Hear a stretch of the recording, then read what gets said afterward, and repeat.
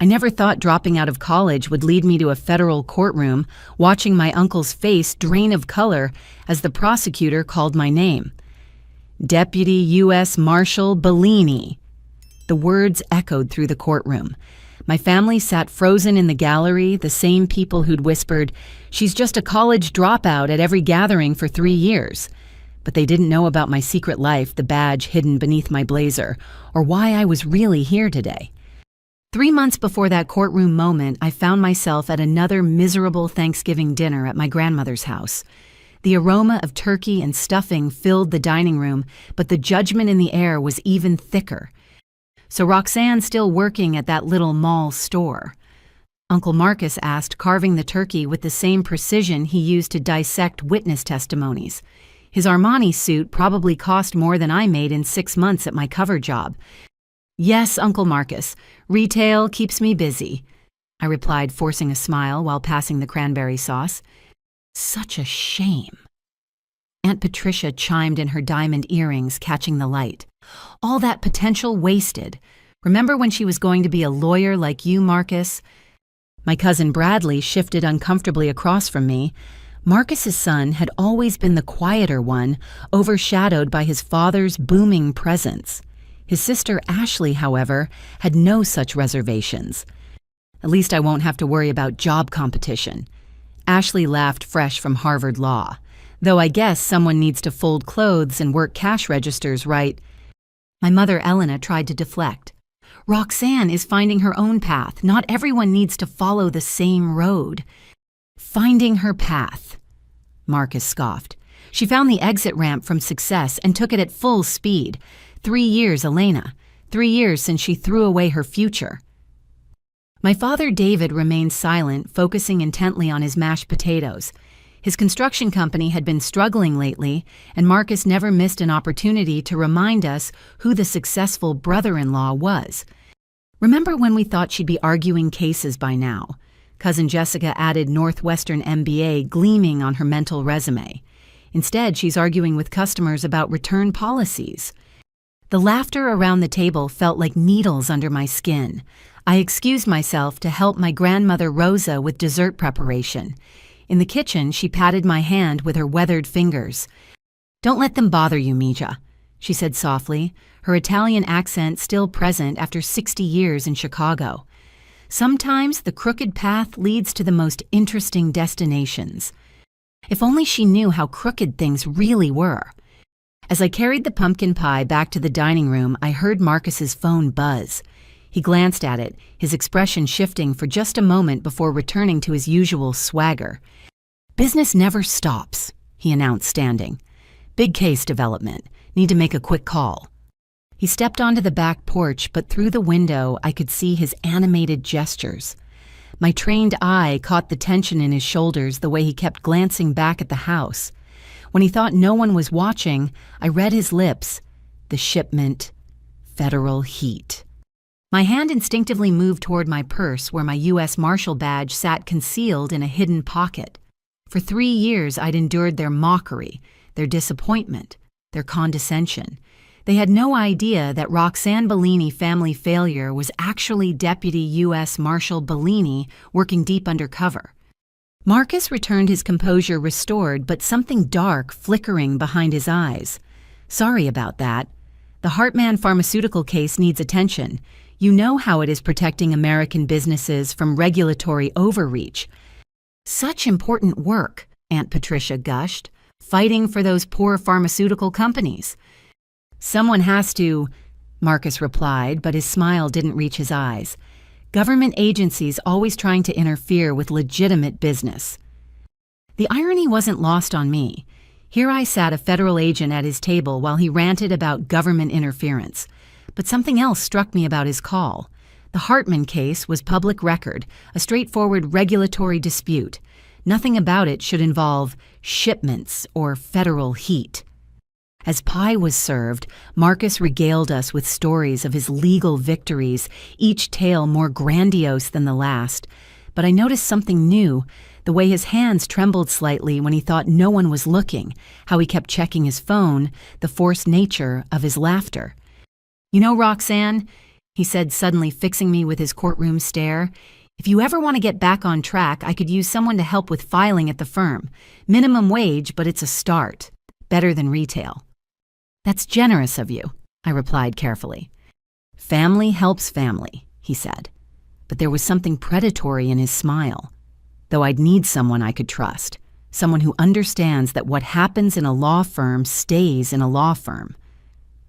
Ashley rolled her eyes. "Dad, she can't even finish college. You really want her handling sensitive documents?" "Everyone deserves a second chance," Marcus said, still watching me, "even dropouts." The word hung in the air like a challenge. Around the table, my family nodded approvingly at his magnanimity, the successful lawyer offering charity to his failure of a niece. But I heard the underlying message, "Come work for me, where I can keep an eye on you." "I'll think about it," I said, meeting his gaze steadily. "You do that," he replied. "Offer won't stay open forever." As dinner concluded and we moved to the living room for coffee, I caught Marcus in hushed conversation with my father. Dad looked troubled, shaking his head at something Marcus was proposing. Marcus's hand landed heavy on Dad's shoulder, squeezing just a bit too hard to be friendly. "Think about your business, David," I heard Marcus murmur. "Construction's tough these days. My connections could help. All you need to do is store some materials for my client. Perfectly legal. Pharmaceutical supplies for their new facility." My blood ran cold. Whatever Marcus was involved in, he was trying to pull my father into it. Dad, desperate to save his struggling company, looked tempted. He glanced at my mother, at me weighing his options. "I need time to consider," Dad said finally. "Of course," Marcus replied smoothly. "Family doesn't pressure family, but opportunities like this don't come often." As the evening wound down and we prepared to leave, each family member made sure to get their final jabs in. Jessica hugged me with false warmth, whispering, "Maybe next year you'll have real news to share." Ashley air-kissed my cheeks while mentioning her upcoming engagement party, adding, "Small venue, you understand, mostly professional contacts." But it was Bradley who surprised me. As he helped me with my coat, he pressed something into my hand, a business card for a coffee shop downtown with a time written on the back, Tuesday 7 a.m. "Sometimes it's good to catch up," he said quietly, his eyes holding a message I couldn't quite read. "Away from all this." Marcus appeared behind his son, placing a possessive hand on Bradley's shoulder. "Making plans with our wayward cousin, careful Bradley. Failure can be contagious." Bradley flinched but managed a weak smile. "Just being polite, Dad." "Good," Marcus said, his grip tightening visibly. "Remember what we discussed about associations. Image matters in our profession." As we walked to our cars, my mother linked her arm through mine. "I'm proud of you," she whispered, "no matter what they say." If she only knew what I was really doing, would she still be proud? Or would she see me as the ultimate betrayer bringing down the family from within? I drove home through the Chicago streets, my mind racing. Marcus was dirty. Every instinct I'd developed in 3 years of investigation screamed it. The pharmaceutical case, the shipment, the federal heat trying to involve my father's construction business. All pieces of something larger. At my small apartment, I immediately logged into my secure system and began documenting everything. My handler, Senior Marshal Rodriguez, would want a full report. Marcus Torino, prestigious defense attorney, and my uncle had just become our primary suspect. But as I typed, I couldn't shake the image of my family gathered around that table, oblivious to the danger in their midst. They thought I was the failure, the disappointment, the cautionary tale they told their children. They had no idea I was the one thing standing between them and the darkness Marcus was bringing to our door. The irony was bitter. I'd dropped out of law school because I'd witnessed corruption, unable to stomach the professors taking bribes and fixing cases. My family saw it as weakness, as giving up when things got tough. They never knew I'd reported it to the authorities that my life had been threatened, that the U.S. Marshals had recruited me specifically because of my integrity and analytical skills. Now, 3 years later, I was about to bring down the very person who'd mocked me most. But at what cost? This wasn't just any criminal organization I was infiltrating. This was my blood, my history, my identity. My phone buzzed. A text from an unknown number, "Stop digging or start digging graves." I stared at it, then deleted it and added the threat to my report. Someone knew I was more than just a retail worker. The question was who. I thought about Bradley's coffee shop card, about my father's temptation, about Marcus's predatory smile. Tuesday morning couldn't come fast enough. Whatever Bradley wanted to tell me away from his father's watchful eyes might be the key to understanding just how deep this conspiracy ran. As I prepared for bed, I placed my badge on the nightstand, running my finger over the eagle and shield. "She's just a college dropout," they'd said over and over until it became my identity in their eyes. Soon enough, they'd learn that sometimes dropouts become something far more dangerous to criminals, an undercover federal agent with a personal stake in justice. The game was shifting, and Marcus had no idea he'd just shown his hand to exactly the wrong person. Family helps family, he'd said. He was about to learn that sometimes helping family means stopping them before they destroy everything. Tuesday morning arrived with freezing November rain. I entered the coffee shop. Bradley had suggested a small place in Lincoln Park, far from any family haunts. He was already there, hunched in a corner booth, baseball cap pulled low. "Thanks for coming," he said as I slid in across from him. His usual designer confidence was gone, replaced by nervous energy. "Bradley, what's this about?" I asked, though I suspected I knew. "I need to know something first," he said, leaning forward. "That night at dinner, the way you watched my father during his phone call. You're not just working retail, are you?" I weighed my options. Bradley was taking a risk meeting me. Maybe it was time for calculated honesty. "What makes you think that I deflected?" "Because I've seen that look before, in federal buildings, in courtrooms." His voice dropped. "In the eyes of agents investigating my father." My pulse quickened, but I kept my expression neutral. "That's quite a leap." "Is it?" Bradley pulled out his phone, showing me a photo. Security footage of me entering the federal building downtown, timestamp from 2 weeks ago. "I have a friend who works security there. Recognized you mentioned it casually. Said you went to the marshal's floor." The coffee shop suddenly felt very small. If Bradley knew, who else might? "Why are you showing me this?" I asked carefully. "Because I need help," he said, his voice cracking. "And I think you're the only family member who might actually be able to provide it." Before I could respond, he continued in a rush. "My father isn't who everyone thinks he is. The pharmaceutical cases, the shipping company representations, it's all a front. He's moving drugs Roxanne, actual drugs, using his law firm to coordinate shipments of illegal substances." I forced myself to look surprised.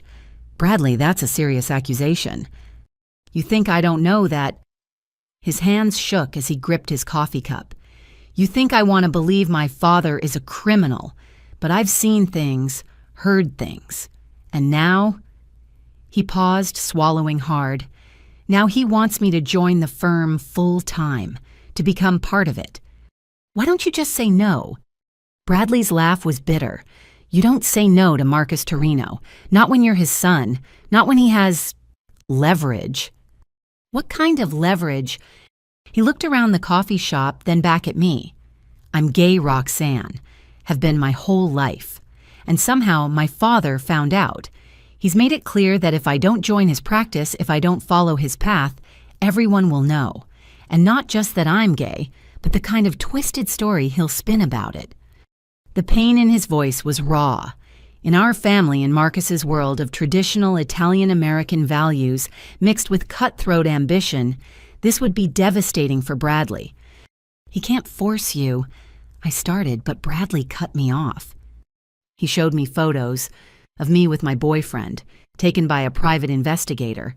He has recordings, documents, says he'll not only out me, but destroy anyone I've ever cared about. Tears gathered in his eyes. I can't let him hurt Thomas, or my mother. She doesn't know about any of this.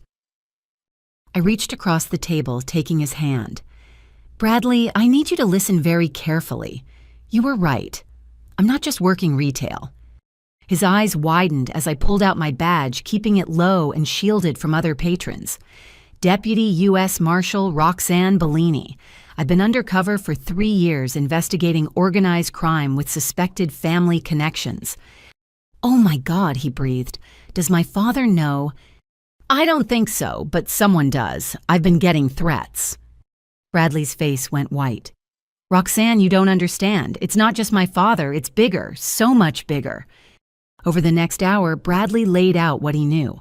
Marcus wasn't just defending pharmaceutical companies, he was using his connections to create a pipeline for illegal drugs, fentanyl primarily hidden in legitimate pharmaceutical shipments. The law firm provided cover, his client relationships provided transportation, and his legal knowledge kept them one step ahead of investigations. How long has this been going on? I asked, my mind racing. At least 10 years, maybe more. It started small, helping clients bend regulations. Then it became about hiding evidence of addictive properties. Then, he shrugged helplessly, then it became about actual drug trafficking. You have proof? Bradley nodded slowly. I've been collecting it for months. Documents, recordings, photos. I was going to go to the FBI, but then he found out about Thomas and everything changed. We can protect you, I said urgently. Both of you. Witness protection if necessary. You don't understand, Bradley said. It's not just him. Aunt Patricia is involved handling the money laundering through her charity foundations. Uncle Roberto uses his shipping company for transport. Even... He paused, looking sick. Even Grandma Rosa. She's not just making Sunday sauce in that restaurant kitchen. My world tilted. Sweet grandmother Rosa, who'd comforted me in the kitchen, who'd held my hand and offered wisdom. That's impossible. Is it? Think about it, Roxanne. How does an immigrant woman with no education build a successful restaurant that survived every economic downturn? Why do family meetings always happen in her back room? Why does she have more influence than anyone else, even over Marcus? The pieces clicked into place with sickening clarity. Every family gathering, every celebration, every Sunday dinner. We'd been meeting in the headquarters of a criminal organization our entire lives. She's the matriarch, I whispered, not just of the family. Of everything, Bradley confirmed. Marcus might be the legal face, but Grandma Rosa is the brain. Has been since Grandpa died 35 years ago. I thought back to her words. Sometimes the crooked path leads to the most interesting destinations. Had she been testing me? Trying to see if I was corruptible? There's more, Bradley continued. Remember Professor Williams from law school? My blood ran cold. Professor Williams, who'd taken bribes to change grades and fix admissions, who'd threatened me when I'd tried to report him, who died in a car accident 2 weeks after I dropped out.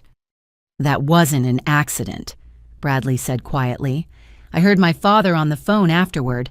Professor Williams was going to make a deal with prosecutors implicate bigger fish, so they eliminated him.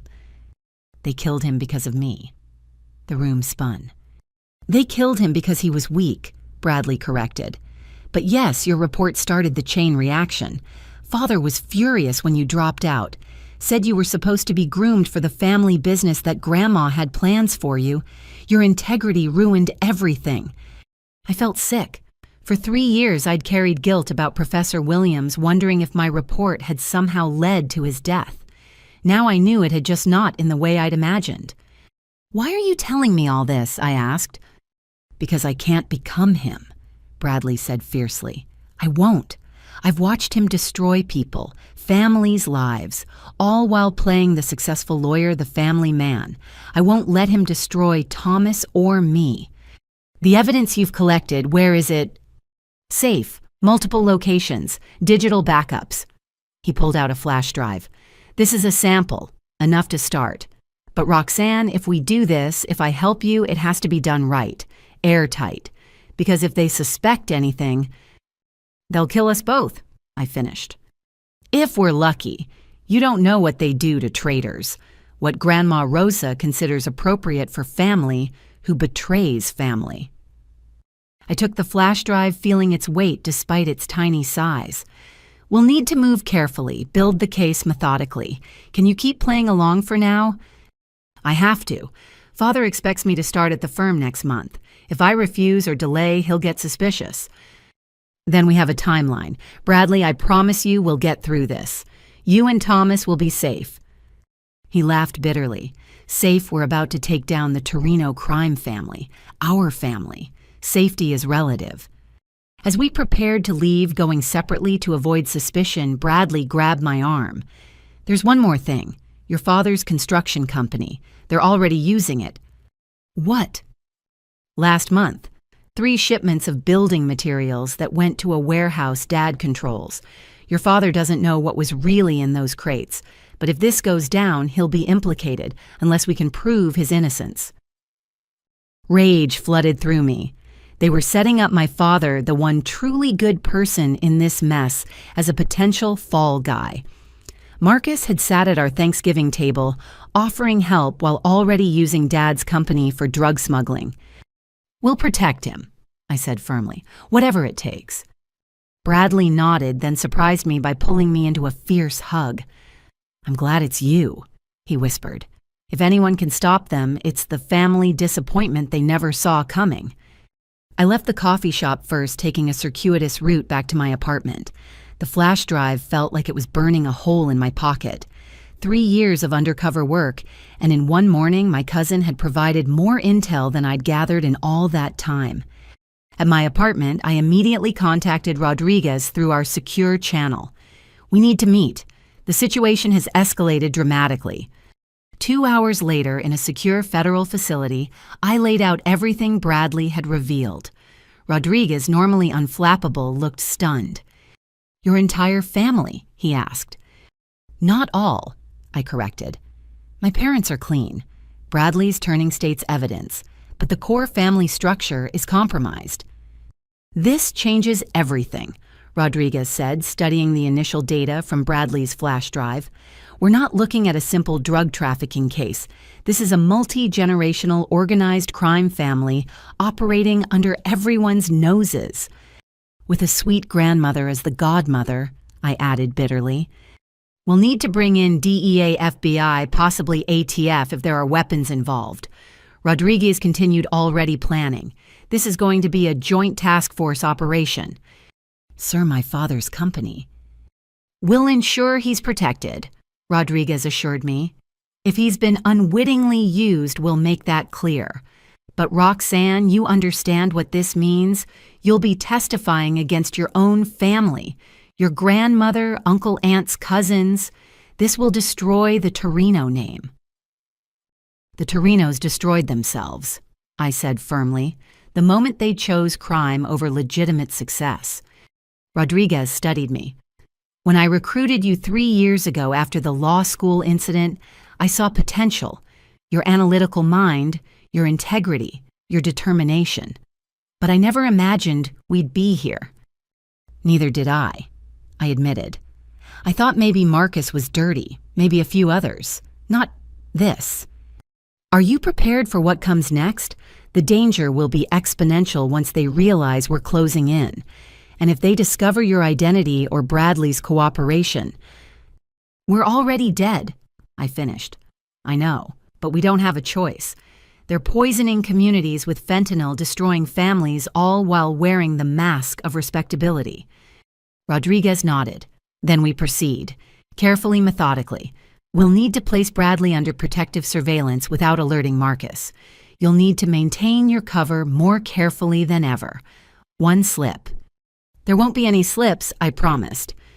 But as I left the facility, the weight of what lay ahead pressed down on me. Sunday dinners at Grandma Rosa's would never be the same, because soon there wouldn't be any. The family that had mocked me for being a dropout was about to learn exactly what I'd become instead. My phone buzzed, a text from Mom. Your father is considering Marcus's business proposition. Please talk to him. I have a bad feeling.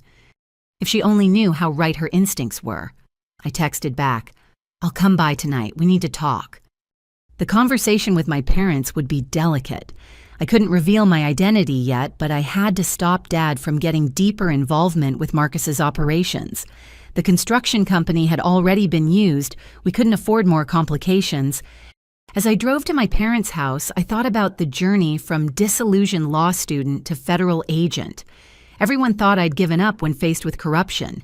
Instead, I'd found my true calling. The family failure was about to become the family's reckoning. The Torino crime family had operated for decades, hidden behind law degrees, charity foundations, and Sunday dinners. They'd groomed children for crime while preaching family values. They'd murdered those who threatened their empire while attending church each week. But their biggest mistake was underestimating the dropout. They saw my leaving law school as weakness, never realizing I'd left to become something far more dangerous to their criminal empire, an honest cop with inside access to their deepest secrets. The real investigation was just beginning, and I had the perfect partners in Bradley and the federal government. Together, we'd dismantle the Torino empire piece by piece until nothing remained but justice. The construction site loomed dark against the Chicago skyline. At 2 a.m, my father's legitimate business was supposed to be empty, but intel from Bradley suggested otherwise. 3 trucks scheduled for tonight, Marshal Thompson whispered beside me. We were positioned on a neighboring rooftop surveillance equipment trained on the warehouse below. Your cousin says they're using your dad's site as a transfer point. I adjusted my night vision goggles, stomach churning. He doesn't know. My father would never... I believe you, Thompson said, but we need documentation to prove it. Below, headlights cut through the darkness. 3 unmarked trucks pulled into the construction site, bypassing the main gate through a section of fence that had been conveniently damaged. There, I pointed. Southwest corner, 2 guards. Thompson noted their positions while I photographed everything. The guards weren't construction workers. Their tactical movements screamed professional security. We watched as crews unloaded crates marked building supplies fragile. But the way they handled them, the security presence, the hour of operation, nothing about this was legitimate construction material. Can you make out the manifest? Thompson asked. I zoomed in with the camera, catching a clipboard in one guard's hand. Hartman Pharmaceutical. It's one of Marcus's clients. The plot thickens, Thompson muttered. Suddenly, my blood froze. A familiar figure emerged from the shadows, Marcus himself dressed in dark clothing instead of his usual designer suit. He supervised the unloading personally, occasionally checking his phone. What's a high-powered lawyer doing at a construction site at 2 a.m.? Thompson asked rhetorically. Marcus appeared agitated, gesticulating at the crew to work faster. Through the parabolic microphone, we caught fragments of conversation. Federal scrutiny. Change routes. The old woman wants answers. The old woman, Grandma Rosa. One of the guards suddenly looked up, scanning the surrounding buildings. Thompson and I ducked, hearts pounding. Had we been spotted? After 30 agonizing seconds, I risked another look. The guard had returned to his position, but Marcus was now on his phone, pacing. Tell her it's under control. The construction company is perfect cover. David doesn't suspect anything. Hearing my father's name in Marcus's mouth made my skin crawl. They were using his life's work, his reputation, as a shield for their crimes. The transfer took 45 minutes. Crates from the pharmaceutical trucks were loaded into construction vehicles, hidden among legitimate supplies.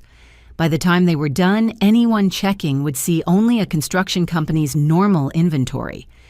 As the convoy prepared to leave, disaster struck. My phone, supposedly on silent, buzzed with an emergency alert, a flash flood warning for the area. The sound was minimal, but in the quiet night it carried. One guard's head snapped up, looking directly at our position. Movement on the Anderson building. Go, go, go, Thompson hissed. We scrambled for the roof access door as shouts erupted below. Footsteps pounded up the emergency stairs as we raced down the main stairwell. We burst into the parking garage just as our pursuers entered the floor above.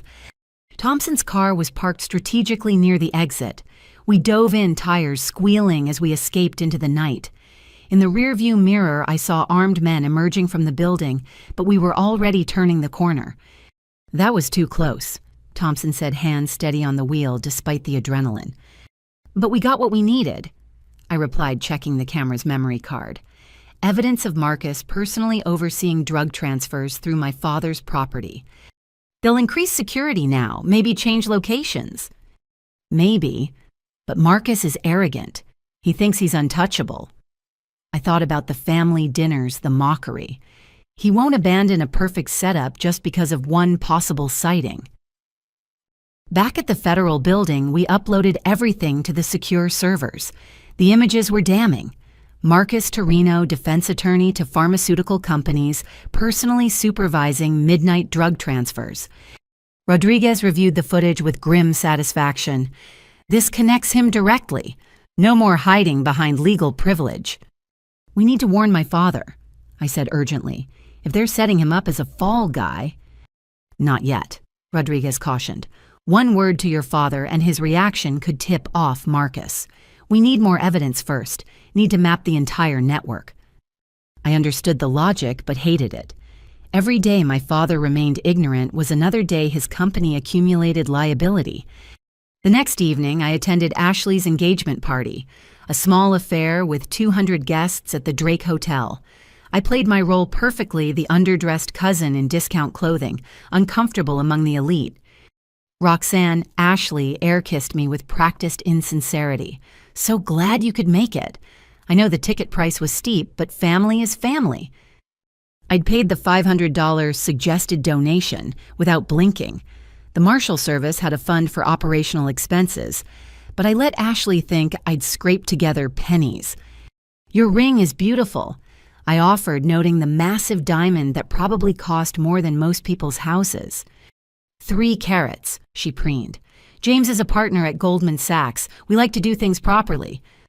As she fluttered away to greet more important guests, I circulated playing the awkward relative while actually mapping the room. Marcus held court near the bar, Judge Harrison and Commissioner Davies, hanging on his every word.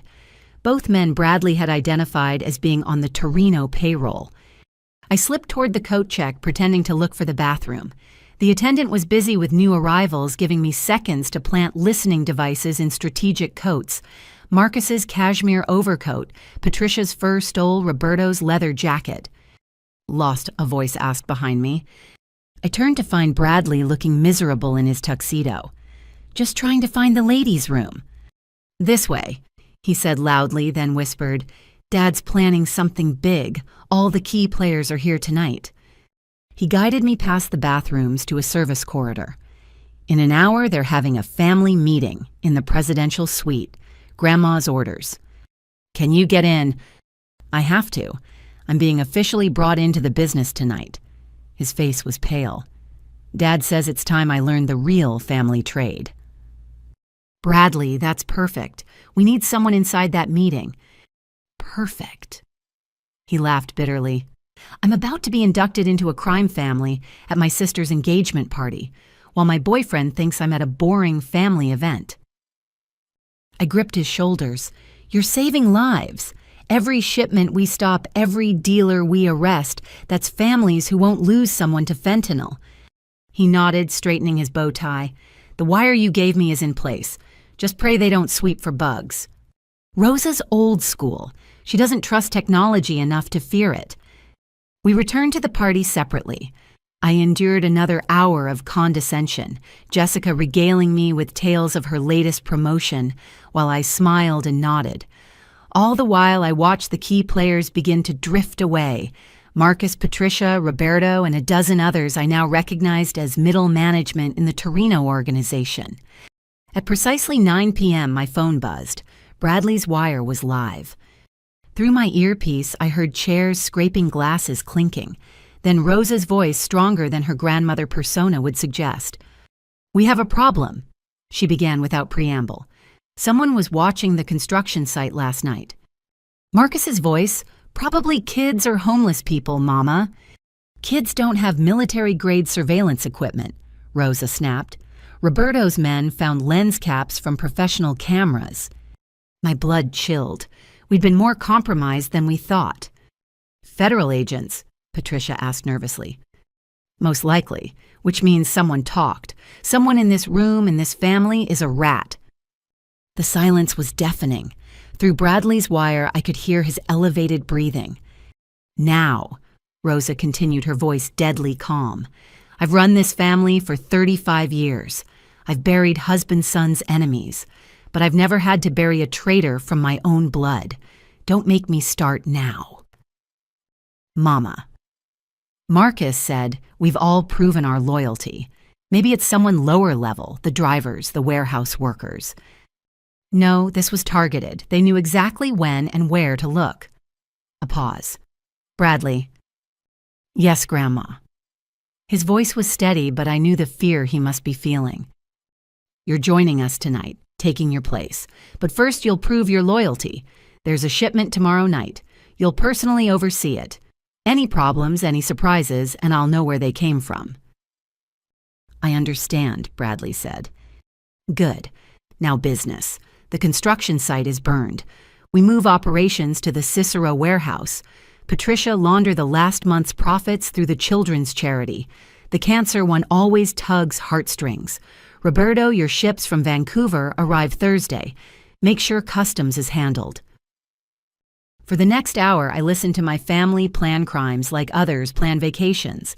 Drug shipments, money laundering, bribery, and worse.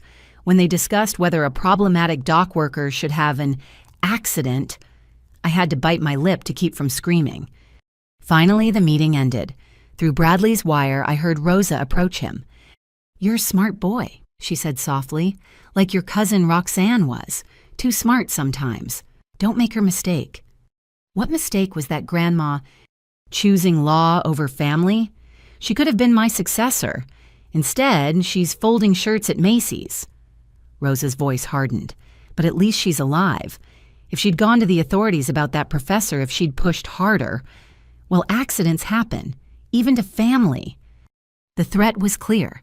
They'd killed Professor Williams partly as a warning to me. Stay quiet, stay away, stay alive. I choose family, Bradley said firmly. Always. Good boy. Now go back to your sister's party. Smile, dance, be normal. Tomorrow you begin real life. The wire went dead as Bradley removed it in a bathroom stall, flushing it as instructed. I remained at the party another hour playing my role, even as rage and fear battled inside me. As I prepared to leave, Marcus cornered me by the elevator. Roxanne, good to see you making an effort tonight. It's Ashley's big day, I managed. Indeed, family milestones matter. He studied me with those predator eyes. I heard you visited your father's construction site last week. Nostalgic, My heart hammered, but I forced a laugh. Just dropping off lunch. Dad works too hard. Yes, he does. Tell me, have you noticed anyone unusual around the sites? We've had some security concerns. Unusual? I played dumb. Like what? Oh, people taking pictures, asking questions. Industrial espionage is real in construction. His smile was sharp. If you see anything, family should tell family, right? Of course, Uncle Marcus. Good girl. Oh, and that job offer stands. I could use someone with your attention to detail. The elevator arrived, saving me from responding. As the doors closed, I saw him watching me, calculation in his eyes. Did he suspect, or was he just naturally paranoid? Outside, Chicago's wind cut through my thin coat. I walked several blocks before hailing a taxi, then switched to the L, then walked again. Basic counter-surveillance, but necessary now. At my apartment, I found Marshall Thompson waiting. Bradley's wire picked up everything. We have enough for warrants. Not yet, I said. They're moving operations tomorrow. If we hit them now, we only get part of the network. But if Bradley can document the new warehouse, you're asking him to go deeper, the danger. I know. I slumped on my couch, exhausted. But we need the whole organization, every player, every route, every connection. Otherwise, they'll just rebuild.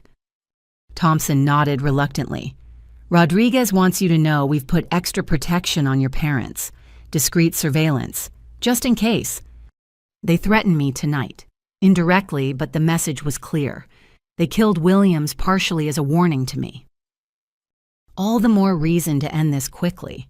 After Thompson left, I sat in my dark apartment processing everything. My family, my blood, was a cancer on this city. They pushed poison while preaching family values. They corrupted officials while attending charity galas. They threatened death while serving Sunday dinner. My phone buzzed. Bradley survived. They bought it. Tomorrow's shipment is huge. 50 million street value. Can't do this much longer. I typed back, "One more day, then we end this. Stay strong." But even as I sent it, I wondered if we'd all survive what was coming. The Torino crime family had lasted 3 generations by eliminating threats ruthlessly. Now their greatest threat was inside, wearing their blood, carrying their name. The family disappointment was about to become their destruction. But first we had to survive tomorrow night. The abandoned Peterson Industrial Complex sprawled across 30 acres of Chicago's southeast side. At 1 a.m., I crouched in the shadows of a rusted shipping container, watching my father's construction trucks roll through the gate. My heart ached seeing Bellini Construction, building Chicago's future, painted on their sides now twisted into service for the family's crimes. Marshall Thompson's voice crackled through my earpiece. "Perimeter team in position. Bradley's wire is live." Through night vision goggles, I tracked Bradley emerging from a black Escalade, flanked by Marcus's security team. Even from distance, his body language screamed discomfort as hardened criminals treated him like a boss's son. "Listen up," Marcus's enforcer Sal Dinetti barked at the assembled crew. "Mr. Torino's son is running point tonight. You show him the same respect you show his father." I switched to thermal imaging, counting bodies. 23 criminals, not including Bradley. Armed guards at every entrance rooftop, sentries, even boats patrolling the adjacent river. This wasn't just security, it was an army. Federal teams standing by. Rodriguez's voice joined the channel. "Remember Bellini. We're gathering intelligence only, no heroics." Easy for him to say. He wasn't watching his family's legacy being perverted into a drug empire. Through Bradley's wire, I heard him trying to project authority. "Let's make this efficient. I want everything transferred within the hour."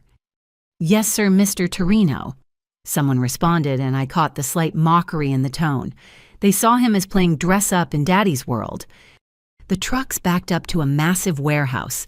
As doors rolled open, forklifts emerged carrying pallets. In the glare of floodlights, I saw crates identical to those from 2 nights ago. Hartman Pharmaceutical stamped on every surface. "Thompson, you seeing this?" I whispered. "Roger, that's enough fentanyl to kill half of Chicago." But something felt wrong. The operation was too smooth, too organized. After our surveillance discovery, they should have been more paranoid, more careful. Bradley's voice came through again. "Sal, why are there extra trucks? The manifest shows 12, I count 15. "Your grandmother's orders," Sal replied. "Special delivery going out tonight. Above your clearance level, kid." "Above my—" Bradley's indignation was genuine. "My father said I was running this operation." "You're running the transfer. The special cargo is need to know." Through my scope, I watched 3 unmarked trucks pull away from the main group, heading toward a separate warehouse. No guards followed them. Whatever they carried, it was meant to be invisible. "I'm repositioning," I whispered, already moving. "Those trucks are off book." "Negative, Bellini," Rodriguez ordered. "Maintain surveillance on the main operation." But instinct overruled protocol. I'd learned to trust my gut over 3 years undercover. Slipping through shadows, I followed the mystery trucks to a smaller building near the river. The drivers exited, but instead of unloading cargo, they simply walked away. The trucks sat abandoned engines still running. "This is wrong," I muttered, approaching carefully. "Thompson, I need—" The explosion knocked me backward, heat searing past my face. The trucks erupted in synchronized detonations, fireballs climbing into the night sky. The warehouse behind them caught fire instantly. Through the ringing in my ears, I heard shouting from Bradley's wire. What was that? What's happening? Insurance fire, Sal laughed. Your grandma's cleaning house. Feds sniff around, they find nothing but ash. My vision cleared to reveal a hellscape. The burning warehouse contained something accelerant. The flames spread with unnatural speed, but movement inside caught my eye. Someone was trapped. Rodriguez, there's a person in that building. I reported, already running. Stand down, fire department is en route. But I saw the figure collapse near a window. No time. I wrapped my jacket around my face and kicked in a side door. Smoke billowed out, thick and toxic. Dropping low, I crawled toward where I'd seen movement. The heat was overwhelming. Debris rained from the ceiling as support beams groaned. Through the smoke, I found him. A security guard probably hired to watch the building without knowing its purpose. Unconscious, bleeding from a head wound. I dragged him toward the door muscles, screaming. A beam crashed behind us, showering sparks. The exit seemed miles away. My lungs burned, vision tunneling. Then hands grabbed us both, Thompson ignoring protocol to pull us to safety. We collapsed on muddy ground 50 feet from the inferno, gasping clean air. You idiotic, heroic fool! Thompson coughed even as he checked the guard's pulse. He's alive! Sirens wailed in the distance. Back at the main warehouse, chaos reigned. Through Bradley's wire, we heard Marcus screaming at Sal. You were supposed to wait for my signal. My son was almost in the blast radius. Your mother's orders supersede yours, Sal replied coldly. Maybe keep baby boy away from real work. I'll handle my mother. You just cost us a clean operation. But Rose's voice cut through, transmitted from speakerphone. Marcus, shut up. The warehouse was always meant to burn. Federal eyes were on it since 2 nights ago. My blood chilled. She'd known about our surveillance. Then why run the transfer? Marcus demanded. To see who would show up, to test loyalty, to send a message. Her voice hardened. Someone leaked our location. Someone in the family. The fire destroys evidence, but more importantly, it tells the rat we know they exist. You think it's someone here tonight? I think, Rosa said slowly, that it's convenient how Bradley pushed to be part of operations just as federal scrutiny increased, how my brilliant granddaughter dropped out of law school right before she could have been useful, how David's construction company became our perfect cover, almost like someone suggested it knowing it would protect him. The pieces were clicking together in her mind, forming a picture dangerously close to the truth. You're suggesting Roxanne? Marcus laughed. She's pathetic, works retail, can barely afford rent. Or that's what she wants us to think, Rosa mused. Tell me, when did you last verify her employment, check her apartment, follow her movements? Silence from Marcus. My cover built on family contempt and assumptions suddenly felt tissue thin. Mama. Patricia's voice joined the call. You're being paranoid. Roxanne's harmless. I saw her at Ashley's party, awkward as always. Harmless people don't survive what she survived, Rosa said. Professor Williams was going to kill her for reporting him, yet she walks away unscathed, drops out and disappears into minimum wage work. No ambition, no anger, no attempt at revenge. She was unraveling 3 years of careful construction with grandmother's intuition and a criminal's paranoia. What do you want us to do? Marcus asked. Bring her to me tomorrow, family dinner. Tell her it's important that I'm ill. Play on her emotions. And if she refuses, then we have our answer. Bradley, you still there? Yes, Grandma. Bradley managed voice steady despite everything. You did well tonight. Asking the right questions, showing backbone. Your father could learn from you. Thank you, Grandma.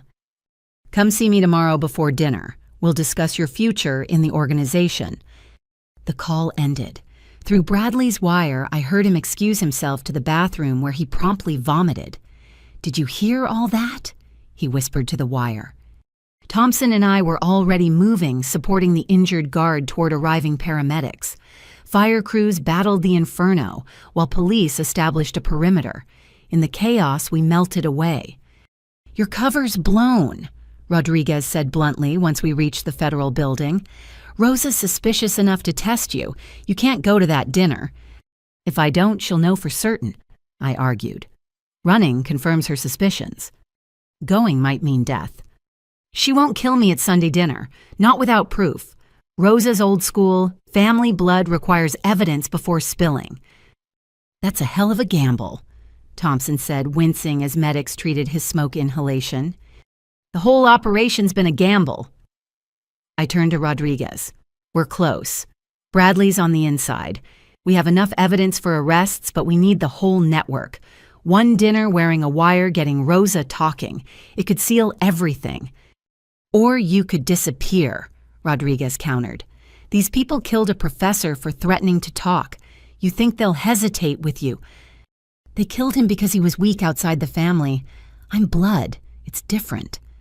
But even I heard the uncertainty in my voice. Family meant everything to Rosa, until it didn't, until loyalty trumped blood. My phone buzzed. "Marcus, Roxanne Grandma's not feeling well. She specifically asked for you at dinner tomorrow. Family should be together in difficult times." The trap baited with emotional manipulation. I typed back, "Of course. What time?" 3 p.m. Don't be late." Rodriguez sighed. "If you're doing this, we need contingencies. Full surveillance team. SWAT on standby. The moment anything goes sideways." "You move in," I agreed. "But carefully. My parents will be there.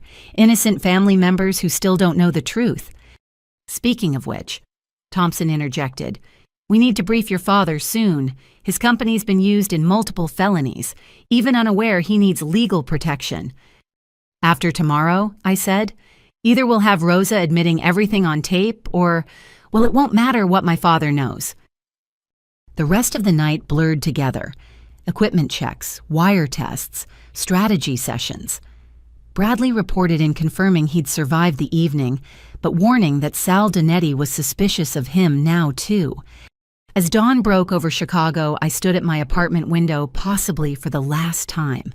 3 years of hiding in plain sight, enduring mockery and disappointment, building a case that could destroy my own family. It all came down to Sunday dinner with a grandmother who might be planning my death. The girl who'd fled law school corruption was walking back into the devil's kitchen. But this time I carried a badge, a wire, and the weight of justice. Rosa Torino had built an empire on family loyalty and brutal efficiency. Tomorrow I'd test which one mattered more. The dropout granddaughter would either emerge with evidence to topple kingdoms or vanish like everyone else who'd threatened the family business.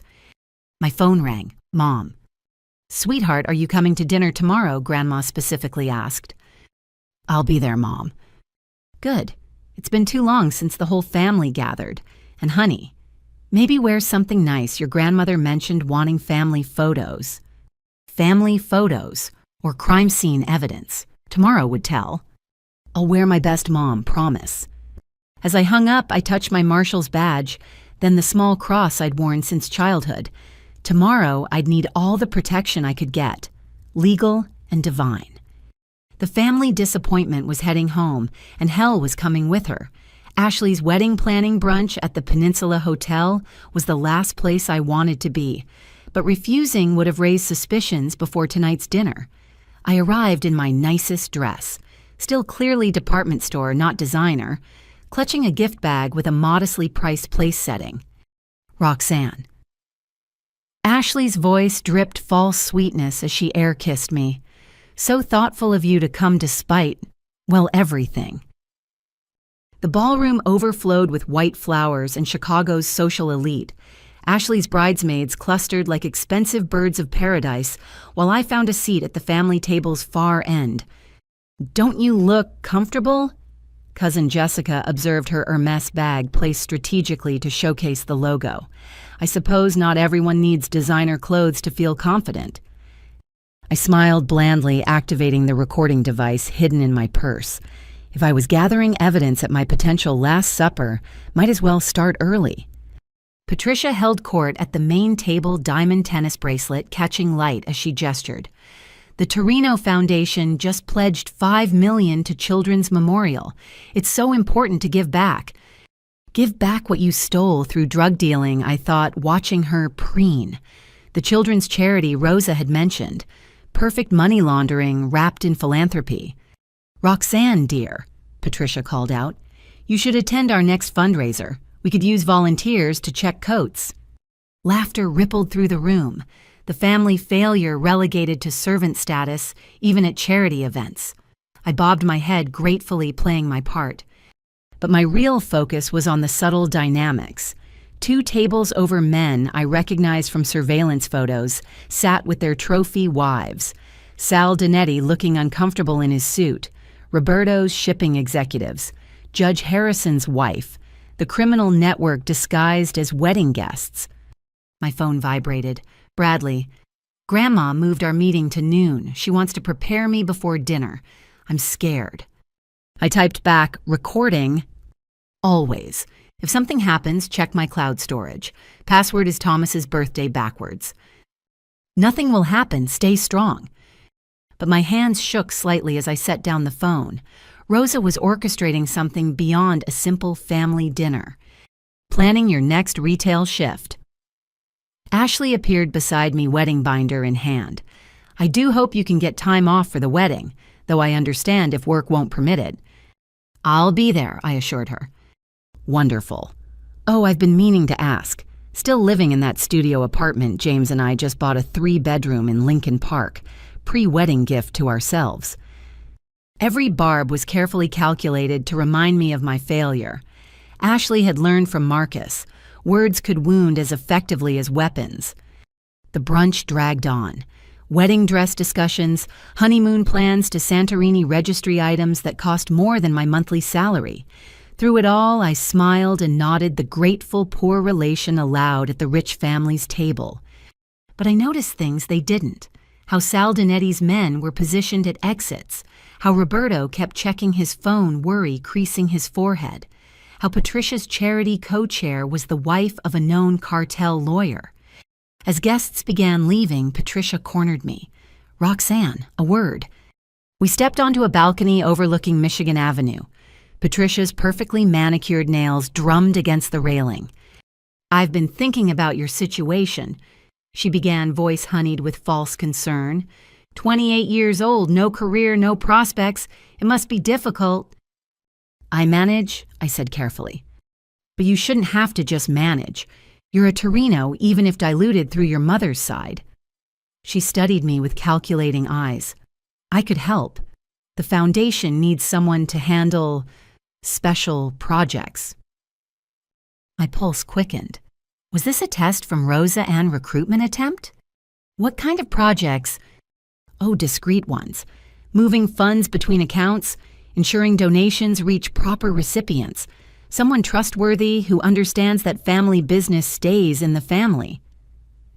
She was offering me a money laundering position wrapped in charitable language. That's generous, Aunt Patricia, but I don't have accounting experience. Experience can be taught. Loyalty can't. Her voice hardened slightly. Your grandmother believes every family member should contribute, even the disappointing ones. There it was, Rosa's hand behind this offer, testing whether I'd take dirty money, whether I could be corrupted. I'll think about it, I said, buying time. Don't think too long. Opportunities pass quickly, and Roxanne... She gripped my arm nails, digging in slightly. Your grandmother is old-school Italian. She believes in family above all, but she also believes in consequences for those who forget their place. Understand? I understand. Patricia released me, smile returning. Wonderful, see you at dinner. Wear something appropriate. As she click-clacked away on designer heels, I rubbed my arm where her nails had left marks. The threats were escalating from subtle to explicit. Back home, I had 2 hours before dinner. I showered, washing away the morning's false sweetness, then carefully prepared. The wire Bradley had given me was state-of-the-art, virtually undetectable. I taped it in place, tested the frequency, then chose my clothes carefully. A modest dress that showed respect for Sunday dinner, loose enough to hide any recording equipment bulges. My phone rang. Mom. Honey, are you on your way? Your father and I are already here. Leaving soon, Mom. Good. Roxanne. She paused. Is everything all right? You've seemed distant lately. If only she knew. Everything's fine, just work stress. That retail job is wearing on you. Maybe you should consider Uncle Marcus's offer to work at his firm. Maybe I lied. Your grandmother seems anxious today. She keeps asking if everyone's coming, especially you. It's sweet how much she cares. Sweet. If Mom knew Rosa's real reason for wanting me there, she'd grab Dad and run. I'll see you soon, Mom. I holstered my service weapon, though it would have to stay in the car. Can't wear a gun to Grandma's Sunday dinner. Instead, I tucked a ceramic knife into my boot. Undetectable by metal detectors if they were that paranoid, but available if things went sideways. The drive to Rosa's restaurant felt like heading to an execution.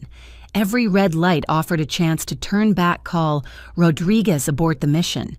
But Bradley was already there, risking everything. I couldn't abandon him. Rosa's restaurant occupied a corner building in the old neighborhood, unchanged for 40 years. Nona's kitchen, in faded gold letters windows clouded with steam from eternal pots of sauce. It looked like any other family Italian place, not the headquarters of a multi-million-dollar crime syndicate. I parked, noting the unusual number of cars. Not just family, extra security. Through the window, I glimpsed Mom and Dad at a corner table, Dad gesturing animatedly about something, while Mom nodded patiently. Phoenix is in the nest, I whispered to my wire using our code. Multiple unknowns present. Copy Thompson's voice in my earpiece. We have eyes on all exits. SWAT stage 2 blocks away. You say pepperoni pizza, and we come in hot. Pepperoni pizza, the safe word that would bring federal agents crashing through windows. Such an absurd phrase for such a deadly situation. I entered through the front doorbell, chiming my arrival. The familiar scent of garlic, basil, and tomato sauce washed over me, bringing childhood memories of safer times. Roxanne, Dad stood pulling me into a hug. You look thin, not eating enough. I'm fine, Dad. I hugged him back, memorizing the feeling in case it was the last time. Mom kissed my cheek. Everyone's in the back room. Your grandmother's holding court as usual. The back room. The private dining area where Rosa had run her empire for decades, where families celebrated and criminals plotted, where I might die today. We walked through the kitchen, past bubbling pots tended by cousins who wouldn't meet my eyes. Everyone felt the tension, even if they didn't understand it. The private room door stood open, revealing a scene from a Godfather movie. Rosa sat at the head of the long table, regal in black dress and pearls. Marcus flanked her right, Patricia her left. The entire criminal hierarchy arranged by rank with legitimate family members sprinkled between like camouflage. Roxanne. Rosa's voice carried surprising strength. Come sit by me. The seat of honor, or the defendant's chair. I kissed her weathered cheek, smelling her familiar perfume, mixed with something medicinal. You look tired, Nonna, I said, using the childhood name. 78 years is tired, she replied, but her dark eyes remained sharp, still strong enough to see my family together. Bradley sat across from me, suit impeccable but stress visible in his rigid posture. He gave me the slightest nod. His wire was active. Before we eat, Rosa announced family business. The room fell silent. Servers, all family members, quickly exited. Sal Donetti positioned himself by the door. My parents looked confused at the formal atmosphere. We've been blessed. Rosa began, hands folded like a prayer. From nothing, we built something. From a small restaurant, we created an empire. Each of you plays a part. She gestured around the table. Marcus, my brilliant lawyer son. Patricia, who makes our money clean. Roberto, who brings goods across waters. All family, all loyal. Always Mama, Marcus affirmed. But empires face threats. External ones we handle. Internal ones. She paused dramatically. Internal threats break my heart. The temperature seemed to drop. Mom reached for Dad's hand under the table. "Someone in this room," Rosa continued, "has been talking to federal agents. Someone I trusted, I raised, I loved is trying to destroy us." Gasps around the table.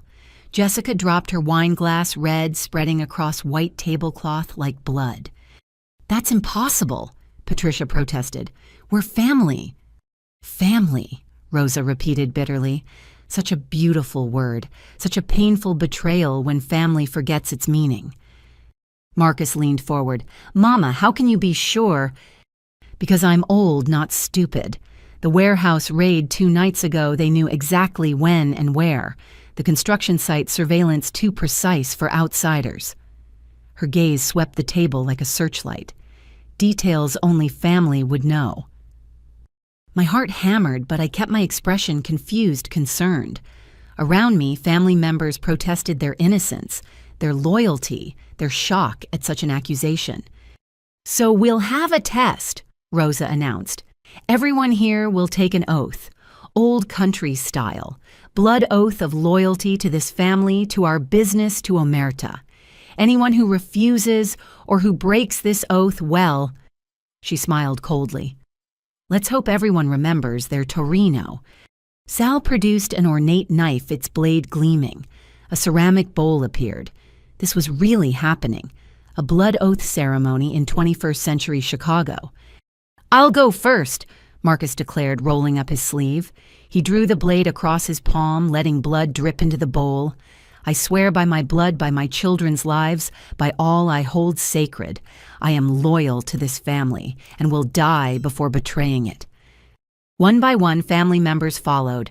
Patricia, tears streaming as she swore. Roberto, voice shaking. Cousins, aunts, uncles, all bleeding their loyalty into Rosa's bowl. Bradley's turn. His hand trembled, taking the knife. Our eyes met across the table. If he refused, his cover was blown. If he swore and was discovered, the consequences would be worse. He cut deep blood flowing freely. "I swear by this blood, by my life, by my love for this family. I am loyal and will remain so until death." Rosa nodded approvingly. "Good boy, your father raised you right." The knife passed around the table, coming closer to me. My parents, confused but swept up in the ceremony, had already sworn. Dad's construction company made him part of this, whether he knew it or not. Finally, Sal placed the knife before me. The blade still wet with family blood, the bowl nearly full. Everyone watched, Rosa most intently of all. "Roxanne," she said softly, "my disappointing granddaughter, my failed lawyer, my retail worker, will you swear?" I picked up the knife, its weight heavy with implication. Cut and swear, becoming bound by blood to the criminal empire. Refuse and confirm their suspicions. "I need to say something first," I said, voice steady despite everything. Rosa's eyes narrowed. "Speak." "I know I've been a disappointment. Dropping out, working minimum wage, missing family events because I couldn't afford proper clothes." I let real emotion creep in, the pain of 3 years isolation. But I've never stopped being a Torino, never stopped loving this family even when it stopped believing in me. Tears came easily. They were mostly genuine. "You want my blood. You've had it since birth. You want my loyalty. You've had it through every insult, every joke, every reminder of my failures." I drew the blade across my palm, cutting deeper than necessary. Pain flared as blood welled up. "I swear by this blood, by the name Torino, by everything you've all made clear I've failed to achieve. I am exactly who I appear to be. Nothing more, nothing less." I let blood pool in the bowl, holding Rosa's gaze. "Is that enough, Nonna? Or do you need more proof that the family disappointment knows her place?" Silence stretched taut. Then Rosa laughed. Actually laughed. "Brava such fire. There's the granddaughter I remember." She clapped slowly. "You see, Marcus, this one has spine after all." But her eyes remained calculating, and I knew the test wasn't over. The blood oath was just the beginning. "Now," Rosa announced, "we feast. Nothing settles family business like good food." Servers reappeared carrying platters of food. Normal Sunday dinner resumed if normal included bleeding palms and federal agents listening to every word. I bandaged my hand with a napkin, the ceramic knife still pressing against my boot. Roxanne. Rosa said between bites of chicken parmigiana, Patricia mentioned offering you work. You should accept. I'm considering it, I replied carefully. Consider faster. At your age, I had 3 children and was already running numbers for your grandfather. Times change, Nona. Times change, but family doesn't. We take care of our own. She paused meaningfully. And we handle those who threaten us, like that professor of yours. My blood chilled. Professor Williams, I heard he died in a car accident. Accidents happen to people who forget their place. He threatened you, so he had an accident. Simple. She was confessing to murder as casually as discussing weather. Through my wire, federal agents were recording every word. I didn't know. I managed. Of course not. You were young, naive, thought law and justice mattered more than family. Rosa patted my uninjured hand. But you learned better, didn't you? Learned to keep quiet, stay small, survive. Yes, Nonna. Good. Because the family has big plans. Change is coming. We're expanding operations, bringing in new partners. Everyone will benefit, even disappointing granddaughters who know their place. Marcus raised his glass. To the future. Everyone toasted wine mixing with the metallic taste of fear in my mouth. Around me, a criminal empire celebrated its continued existence, while federal agents gathered evidence for its destruction. But Rosa wasn't done testing. As dessert arrived, her famous tiramisu, she made another announcement. One more thing, the rat among us, I know who it is. Forks froze midway to mouths. Bradley went pale. I forced myself to keep eating, though each bite felt like sawdust. It's David. My father's name hit like a physical blow. He looked up confused. Rosa, what are you talking about? Your construction company. So convenient how federal agents knew exactly when we used it. Almost like someone told them. Her voice remained conversational, but Sal's hand moved toward his concealed weapon. I don't understand, Dad stammered. You said you needed storage for pharmaceutical supplies. I had no idea. No idea, Rosa repeated. Yet agents appeared at precisely the right moment. Either you're the world's unluckiest man or you've been talking. Mama, that's ridiculous, Mom interjected, voice sharp with fear. David would never... Wouldn't he? His business struggles bills mounting. Maybe federal agents offered a deal, money for information, immunity for cooperation. This was beyond testing. Rosa was setting up my father as the fall guy, just as Bradley had warned. If she couldn't find the real rat, she'd create one. No, I said louder than intended. Dad would never betray family. You know him, Nona. 25 years married to your daughter. He's not capable of deception. Everyone's capable when desperate, Rosa countered. But you defend him so fiercely. Why... Trap within trap, defend too hard seems suspicious. Don't defend, let my father take the blame.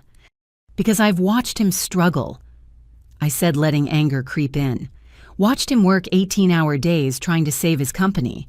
If he knew anything about your business, which clearly he didn't, he'd have asked for help, not gone to feds. Maybe. Or maybe father and daughter worked together. The failure and the desperate man selling out family for federal dollars. Stop. Bradley's voice cut through. This is insane. Grandma, you're seeing ghosts. Uncle David can barely use email, let alone coordinate with federal agents. And Roxanne. Look at her. She can barely afford groceries. You defend them too eagerly, grandson, Rosa observed. I defend logic, Bradley shot back. If we tear ourselves apart with paranoia, the feds win without lifting a finger. Marcus put a hand on Bradley's shoulder. Watch your tone with your grandmother. No, let him speak, Rosa said. The boy makes a point. Perhaps I'm seeing shadows where there's only light. But her eyes said otherwise. She knew something suspected something. The blood oath hadn't satisfied her. However, she continued, trust requires verification. David, you'll submit your company's books for review, all of them. Marcus will examine everything. Of course, Dad agreed quickly, still confused but eager to prove innocence. And Roxanne, you'll start working for Patricia tomorrow, where I can keep an eye on you. No request, just a command. Accept and be drawn deeper into criminal activity. Refuse and confirm suspicions. Yes, Nonna, I said. Excellent. Now who wants more tiramisu? The rest of dinner passed in surreal normalcy. Family gossip, wedding planning, sports arguments, all while blood dried on our palms and federal agents documented every word. Twice I caught Rosa studying me, her ancient eyes holding secrets and suspicions. As dinner ended and family began departing, she called me back. Stay, we talk. My parents hesitated. Go, I told them. I'll catch up. Soon only Rosa, Marcus, Sal, and I remained. Bradley had been dismissed with the others, his wire going dark. I was alone in the wolf's den. Sit, Rosa commanded, pouring espresso from an antique pot. You know you remind me of myself at your age. I'm nothing like you, Nonna. No smart girl trapped by circumstances underestimated by men forced to be less than she is. She smiled. I was pregnant with Marcus, your grandfather beating me nightly, everyone saying I was just another Italian wife. Nobody saw what I could become. You became a criminal, I said quietly. I became a survivor, then a leader, then a legend. She sipped her espresso. You could too if you stopped playing small. Is that what this is, a recruitment? It's a choice. Work for Patricia, prove yourself, rise in the family. Or stay retail worker, stay nothing, stay safe. Her voice hardened. But staying nothing while knowing our business? That's dangerous, for everyone. There it was, the real threat. Join us or die wrapped in grandmother's concern. I understand, I said. Do you? Because I look at you, Roxanne, and I see intelligence pretending to be stupid, strength pretending to be weak, purpose pretending to be aimless. She leaned forward. I see someone wearing a mask, and I wonder, what's underneath? My heart hammered, but I met her gaze. Disappointment. That's all that's underneath. Ask anyone in the family. Maybe. Or maybe the disappointed are just the best at surprising us. She stood suddenly looking all of her 78 years. Report to Patricia tomorrow, 9 a.m. sharp. We'll see what you're really made of. Yes, Nonna. She kissed both my cheeks, her lips cold. Oh, and Roxanne, if you are what I suspect, if you've betrayed blood for a badge, well, even God won't find your body. Understand? I understand. I left through the kitchen past cousins cleaning dishes who wouldn't meet my eyes. Everyone sensed the sword hanging over my head. In my car, I waited until I'd driven 3 blocks before speaking. Phoenix is clear. Did you get everything? Every word, Rodriguez confirmed. Jesus Bellini, she practically confessed to William's murder and threatened you in the same breath. We need to extract my parents tonight. They're in danger whether they know it or not. Teams are already moving. We'll stage a gas leak at their house, evacuate them to safety. They'll be protected. And Bradley. His last transmission showed him arriving home safely. We'll debrief in the morning. I drove through Chicago's dark streets, hand throbbing where I'd cut it for the blood oath. Tomorrow I'd walk into Patricia's money laundering operation wearing a wire. Tomorrow the endgame would begin. But tonight I was just Roxanne Bellini, the family disappointment who'd survived Sunday dinner with the devil, the granddaughter who'd looked Rosa in the eye and lied with blood on her hands. The war between family and justice was entering its final phase, and only one side would survive. My mother stood at my apartment door at 6 a.m., still in her pajamas beneath a winter coat. Her face showed a mix of confusion, fear, and something else. Determination. Mom, what are you doing here? Is Dad okay? Your father's fine. He's at a hotel. There was a gas leak, they said. Had to evacuate. She pushed past me into the apartment. But that's not why I'm here. I closed the door, mind racing. Rodriguez had evacuated them as promised, but Mom showing up here wasn't part of the plan. Coffee. I offered buying time. Roxanne Marie Bellini, she said, using my full name like when I was in trouble as a child. I need you to tell me the truth, right now. About what? She pulled out her phone, showing me a photo, security footage from outside Rosa's restaurant, me getting into my car, speaking animatedly to no one visible, speaking to my wire. I have a friend who works at the boutique across the street, Mom said. She sent this last night, worried you were having a breakdown talking to yourself after family dinner. My blood chilled. If Mom's friend had noticed, who else might have? Mom, I can explain. Are you a federal agent? The question hung between us like a loaded gun. I opened my mouth to deny to lie, but saw something in her eyes that stopped me. How long have you known? I asked instead. She sank onto my couch, suddenly looking older. I didn't. Not for certain. But things added up. You dropping out right after the threats. The way you watch everyone at family gatherings. How you're always broke but never actually desperate. Mom! And last night, that blood oath insanity. You handled it too well. My retail worker daughter, calm as a surgeon, while everyone else panicked. Tears rolled down her cheeks. 3 years, Roxanne. 3 years of lies. I sat beside her, taking her hands. Not lies, protection. Everything I did was to protect you and Dad. From what family has become.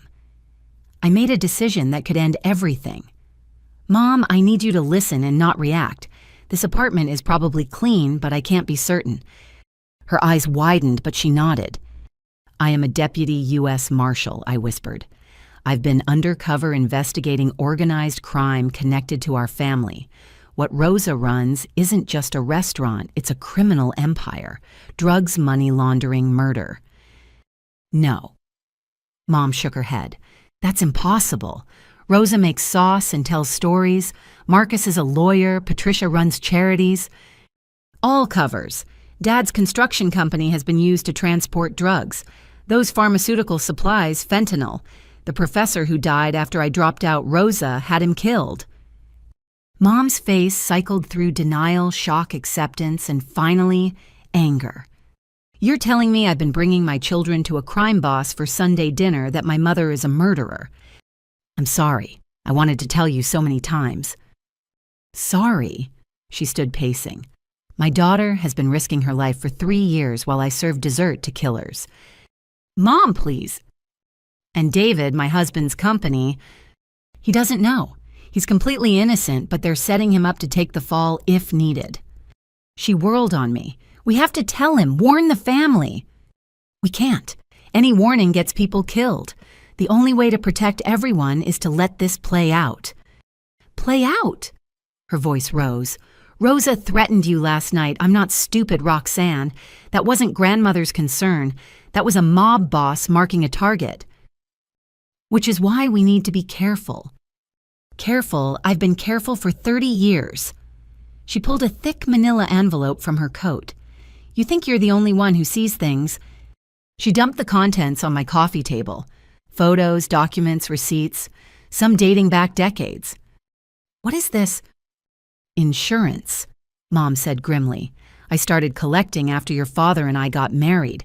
Little things that didn't add up. Marcus's first house. Too expensive for a young lawyer. Patricia's charity that never seemed to actually help anyone. Roberto's shipping manifests that didn't match customs records. I rifled through the papers, stunned. Mom, this is evidence of money laundering going back to the 90s. I know what it is. I'm not some naive housewife, Roxanne. I'm Rosa's daughter. I learned to watch, to listen, to document. Her voice hardened. I also learned to keep my mouth shut to keep my children safe. Why didn't you ever... What report my mother destroy my family, get us all killed? She laughed bitterly. I chose willful ignorance, kept you and your brother away from the business side. Thought if I played dumb long enough, maybe it would all just go away. But you kept records. Because I'm Rosa's daughter. Always have insurance, she taught me. Never trust completely, not even blood. Mom sat again, suddenly exhausted. When you dropped out, I knew something had happened. The timing with Professor Williams, I suspected but didn't want to believe. So why come here now? Because last night, watching that insane blood ceremony, seeing Rosa threaten you and David, I realized playing dumb won't protect anyone anymore. She gripped my hands. They're going to kill you, baby. Maybe not today, but soon. Rosa's too smart to let suspicion linger. I know, but we're close to ending this. My partner inside, Bradley. Mom said, surprising me again. Has to be. Poor boy looked ready to vomit during the blood oath. How do you... Because I know my family. Bradley's gay in a family that would disown him. He's Marcus's son, but hates everything Marcus represents. Who else would turn... My mother kept surprising me. The woman I'd thought needed protection had been playing her own long game. There's more, Mom continued. Things not in those documents because they're too dangerous to write down. Rosa's connections go higher than you know. Judges, politicians, police commissioners, people who vacation at their houses, whose kids got into Ivy League schools thanks to Rosa's donations. We know about some of them. Do you know about the federal prosecutor who took money to throw cases, the DEA agent who tips them off about raids, the congressman who ensures certain bills never make it out of committee? Each name she listed was another bomb in my investigation. We'd suspected corruption, but not this deep. I need names, Mom, details. After you get us safe. All of us. Me, your father, your brother in Seattle, who you think doesn't know but does. She smiled sadly. We're not idiots, Roxanne. We're survivors who chose different ways to survive. My phone buzzed. Patricia, where are you? It's 8:45. I have to go, I said. I'm supposed to start working for Patricia today. The money laundering, Mom said. It wasn't a question. She'll test you with small tasks first. Moving money between accounts, probably the children's charity. She likes to see if people flinch at stealing from kids. Any advice? Don't be too good at it. Patricia's paranoid about being replaced. Be competent, but not threateningly so. Mom stood gathering her documents. These are copies. Originals are in a safety deposit box your father doesn't know about. If something happens to me, nothing will happen. If something happens, she continued firmly, Box 447 at First National on Madison. Keys hidden in your old music box at home, the one that plays Claire de Lune. She pulled me into a fierce hug. I'm proud of you. Terrified, furious at the lies, but proud. You're doing what I never had the courage to do. Mom, go. Patricia hates tardiness. But Roxanne, whatever happens, whatever you have to do, survive. The family can burn, but you survive. Promise me. I promise. She left first, taking a circuitous route. I waited 10 minutes, then called Rodriguez. My cover might be blown. My mother figured it out. How? I explained quickly, including the treasure trove of evidence she'd collected. Jesus Christ, Rodriguez breathed. Your mother's been running her own intelligence operation for 3 decades. Apparently, crime fighting runs in the family. This changes things.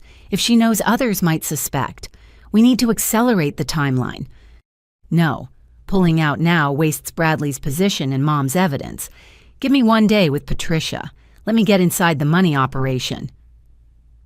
Bellini. 1 day. If it goes bad, you have the blood oath recording Bradley's evidence and now my mother's documentation. Enough to bury them all. Rodriguez sighed.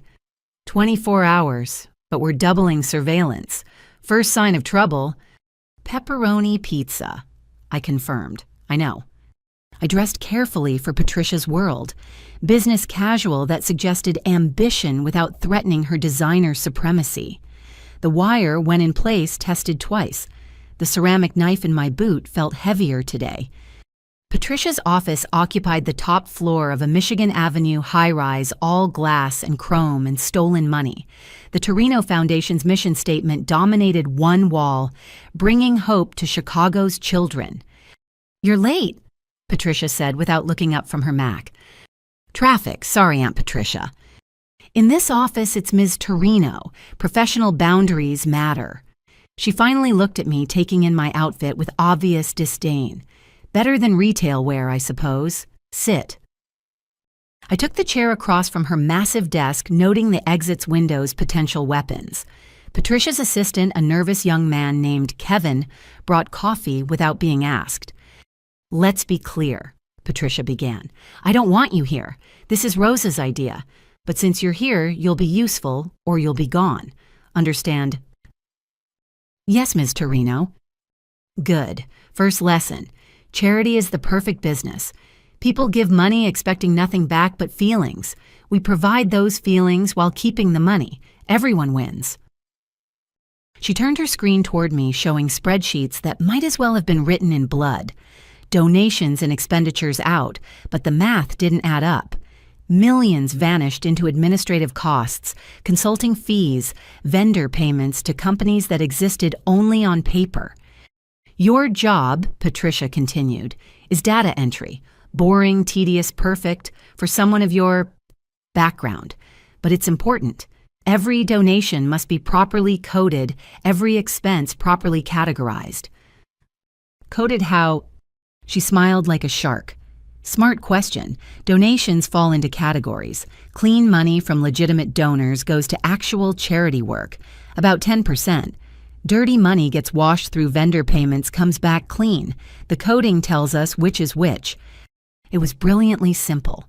Hide criminal proceeds among thousands of legitimate donations, use charity infrastructure to launder it, take advantage of less stringent oversight on nonprofits. For example, Patricia pulled up a donation. This $5,000 from Mrs. Henderson is legitimate. Code blue. But this $50,000 anonymous donation, code red. That needs special handling. Where does red money come from? Patricia's eyes narrowed. "Do you really want to know, or are you smart enough to just do the work?" Test within test. Show too much curiosity, seem like a threat. Show too little, seem suspicious. "I'd rather stay ignorant," I said. "Safer that way." "Good girl. Maybe you're not as stupid as you look." She set me up at a smaller desk computer, loaded with the Foundation's financial software. For the next 4 hours, I entered donations, categorized expenses, and watched millions of dollars dance between accounts like a shell game. Every transaction was evidence. Blue money from charity galas and guilt-ridden socialites.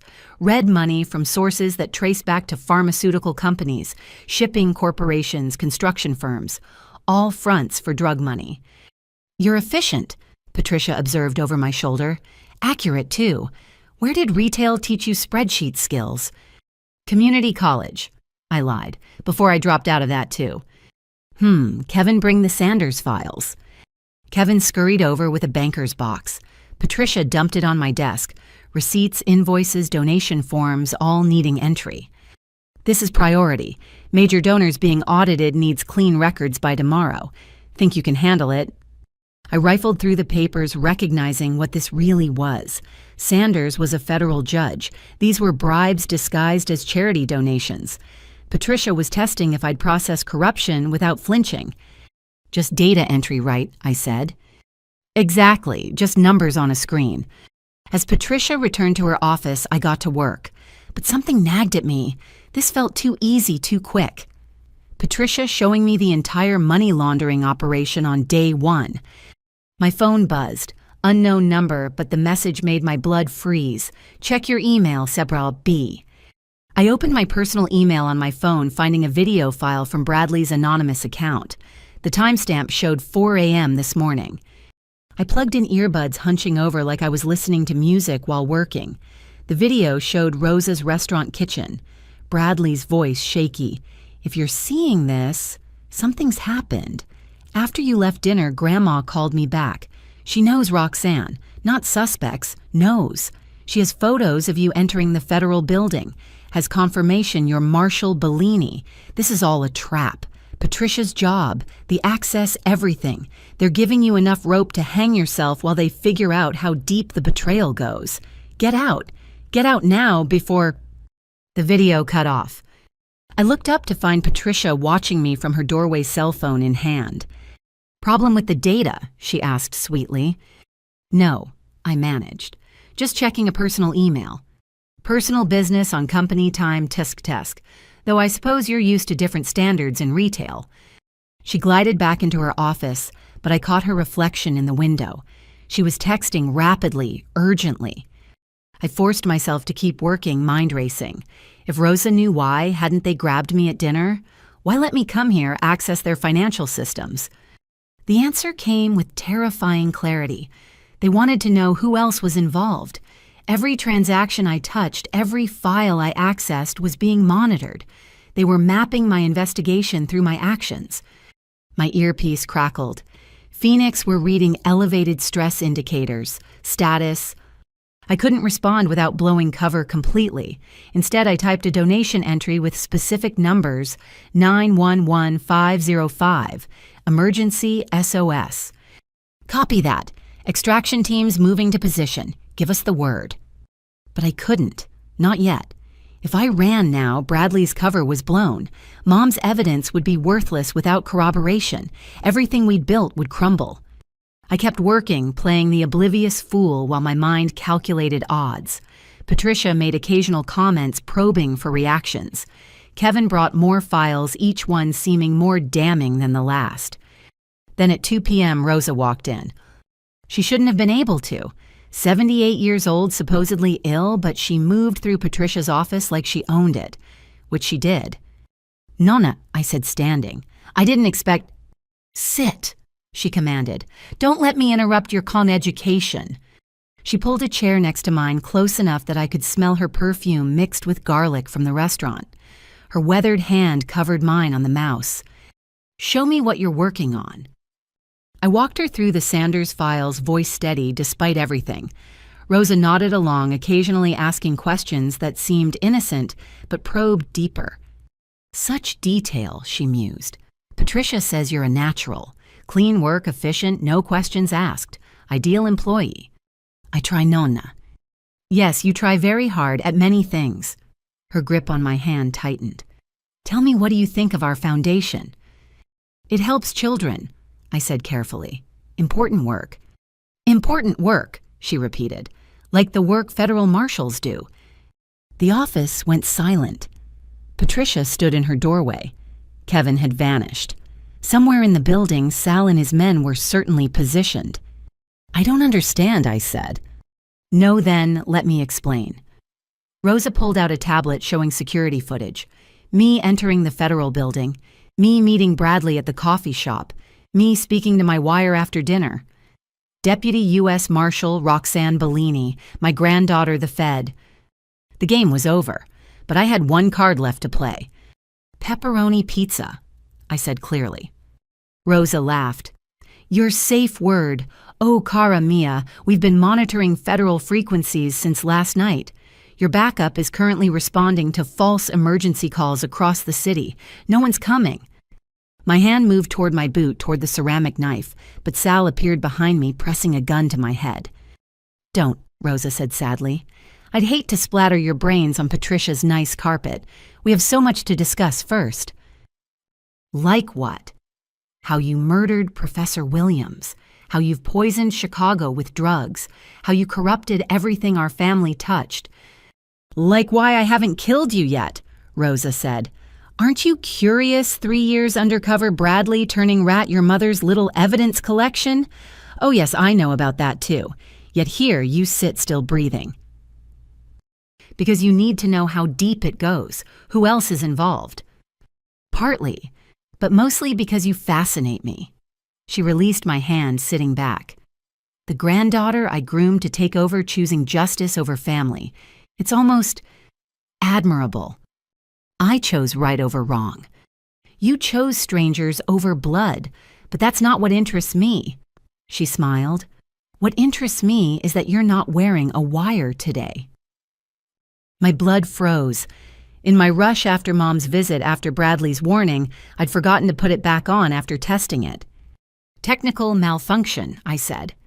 Or a granddaughter who knew she was walking into a trap but came anyway. Who knew saying the safe word would bring a war to our doorstep but said it anyway? Rosa studied me. You're protecting someone. Not your parents. We already have them. Not Bradley. We'll deal with him shortly. So who? I stayed silent. Ah, the boyfriend. What was his name? Thomas Sweetboy works at Northwestern Hospital. Pediatric nurse, I believe. Such vulnerable patients he cares for. You touch him and I'll... You'll what you're disarmed, surrounded, cut off from backup. Rosa stood. But Thomas is safe. Bradley too, for now, because I'm going to make you an offer. I won't. You'll listen, she snapped steel in her voice. The family is blown. You've seen to that. Federal investigations, evidence recordings. We could fight, but it would be messy, expensive, public. Patricia made a sound of protest, but Rosa silenced her with a gesture. So we're leaving, Rosa continued. All of us. Tonight. Accounts are already moving offshore. Properties transferring to shell companies. By tomorrow, the Torino crime family will cease to exist. We'll find you. Perhaps, but consider the cost. Trials dragging on for years. Witnesses disappearing. Jury members having accidents. Your parents living in fear forever. She leaned close. Or you let us go. Clean break. We disappear, Chicago's drug trade takes a hit. You're the hero who broke the family. Everyone wins. Except your victims, the overdoses, the families destroyed. Casualties of business. But that business ends tonight with or without bloodshed. Your choice. I looked at Patricia, at Sal with his gun, at Rosa with her cold calculation. 3 years of work and it came down to this moment. I can't make that deal, I said. I thought not. Torino stubbornness. You got it from me. Rosa sighed. Then we do this the hard way. Sal, the gun pressed harder against my skull. This was it. The family disappointment's final failure. Then the windows exploded. Flashbang grenades filled the office with light and sound. I dropped rolling toward my boot knife as tactical teams rappelled through the shattered windows. Federal agents flooded through doors, weapons drawn screaming commands. Rosa stood calmly in the chaos, hands raised, looking at me with something like pride. You clever girl. The safe word wasn't to call them, it was to warn them you were compromised. They were already coming. She was right. Rodriguez had listened to my 911 code, heard the stress in my voice, made the call. The false emergencies hadn't pulled all units, just the ones Rosa could monitor. Rosa Torino. I said, standing with my newly recovered badge visible, you're under arrest for racketeering murder money, laundering, and conspiracy to distribute controlled substances. Among other things, she agreed pleasantly. Patricia, remember what we discussed. Sal, weapon down, hands visible. No need for anyone else to die today. As agents cuffed them, Rosa looked at me one last time. You know this isn't over. We have lawyers, connections, resources you can't imagine. And we have evidence. 3 years worth plus 30 years of Mom's documentation. Your empire ends today. Perhaps, but you ended more than that. You ended family, ended us. Was your justice worth that price? I thought of overdose victims, of families destroyed, of Professor Williams murdered for threatening to tell the truth. Yes. She nodded slowly. Then you really are my granddaughter. I'd have made the same choice, reversed positions. Cold comfort, but comfort nonetheless. They led her away, this elderly woman who'd built an empire on blood and suffering. Patricia went quietly, already calculating legal strategies. Sal surrendered his weapons with professional calm. Bellini Rodriguez appeared beside me, outstanding work, though cutting it close on the wire malfunction. Yeah, about that. Bradley's secure, he continued. We grabbed him an hour ago when he tried to run. He's cooperating fully. Your parents are in protective custody. Your mother's evidence is incredible. We've got them all. Thomas Bradley's boyfriend. Under protection since last night. We're not amateurs, Bellini. Relief flooded through me. Everyone safe, everyone alive. The cost had been high, but we'd won. So what now? I asked, looking at the destroyed office at federal agents cataloging evidence at my family's criminal empire crumbling. Now we build cases. Trials will take years, but with what we have, they'll all go down. Rosa Marcus, Patricia Roberto, the whole network. And me?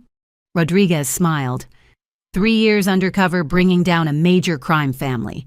You just made your career Deputy Marshal Bellini, though I suspect you'll need a new name. Can't have a Torino testifying against Torinos. I touched my badge, then the cut on my palm from the blood oath. No, I'll testify as Roxanne Torino Bellini. Let them see that family chose justice. That blood doesn't excuse brutality. Your choice, but Bellini, take a vacation first. You've earned it. As crime scene techs processed the office, I stood at the shattered window looking out over Chicago. Somewhere out there, drugs wouldn't flow as freely tonight. Children would be safer. Families would be spared the Torino poison. The family disappointment had become the family's destruction. And despite Rosa's words, despite the pain of betraying blood, I knew I'd made the right choice. My phone buzzed.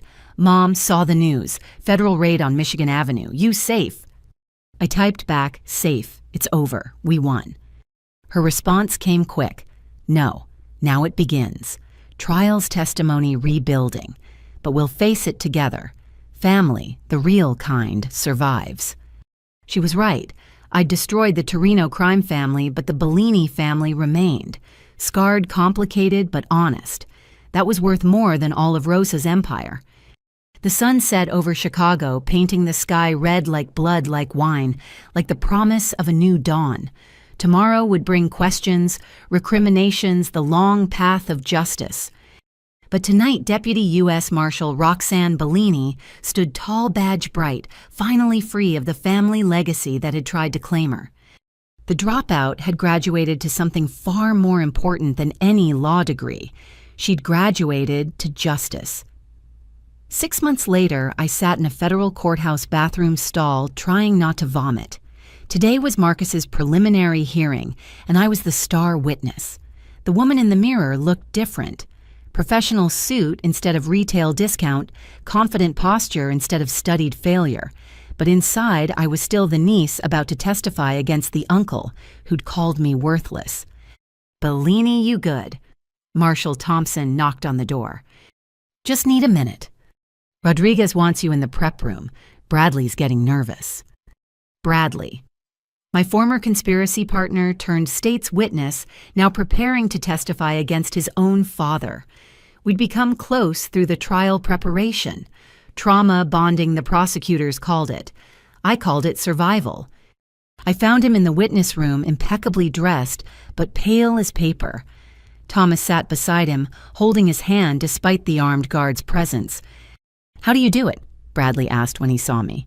Face them every hearing, every deposition, knowing they want us dead. I remember why we're doing this, I said, sitting across from them. Every pill that doesn't kill someone. Every family that doesn't lose a child to fentanyl. Noble, he said bitterly. But nobility doesn't stop the nightmares. Doesn't stop me from seeing my father's face when they arrested him. Thomas squeezed his hand. You're saving lives. That matters more than his approval ever did. Does it? Bradley looked at me. Roxanne, we destroyed our family. Everyone's in jail or fled. Even the innocent ones are tainted by association.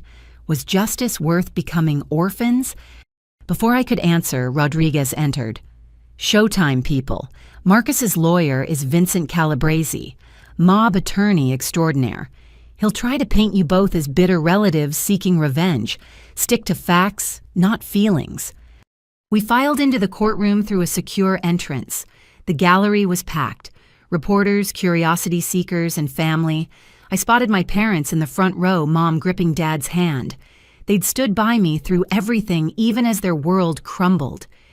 But it was the defendant's table that drew my attention. Marcus sat in an expensive suit, thinner than before, but still radiating arrogance.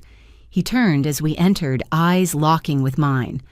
The uncle who'd mocked me at every family gathering now depended on my testimony for his fate. The United States versus Marcus Torino, the clerk announced. Judge Harrison presiding. My blood chilled. Harrison, the same judge Rosa had bragged about owning. He'd supposedly recused himself from anything Torino-related. Prosecutor Jennifer Walsh stood immediately. Your Honor, we object to your presence. You're listed as a recipient of Torino family bribes. Harrison smiled coldly. Those allegations were investigated and dismissed. I've been cleared to preside. Unless the prosecution has evidence otherwise. Walsh glanced at Rodriguez, who shook his head minutely. Whatever evidence we'd had on Harrison, it wasn't enough. No further objection, Walsh said through gritted teeth. The hearing proceeded like a chess match. Calabrese painted Marcus as a legitimate lawyer caught up in his family's crimes. Walsh systematically destroyed that image with documents, recordings, and testimony. Then it was my turn. State your name for the record.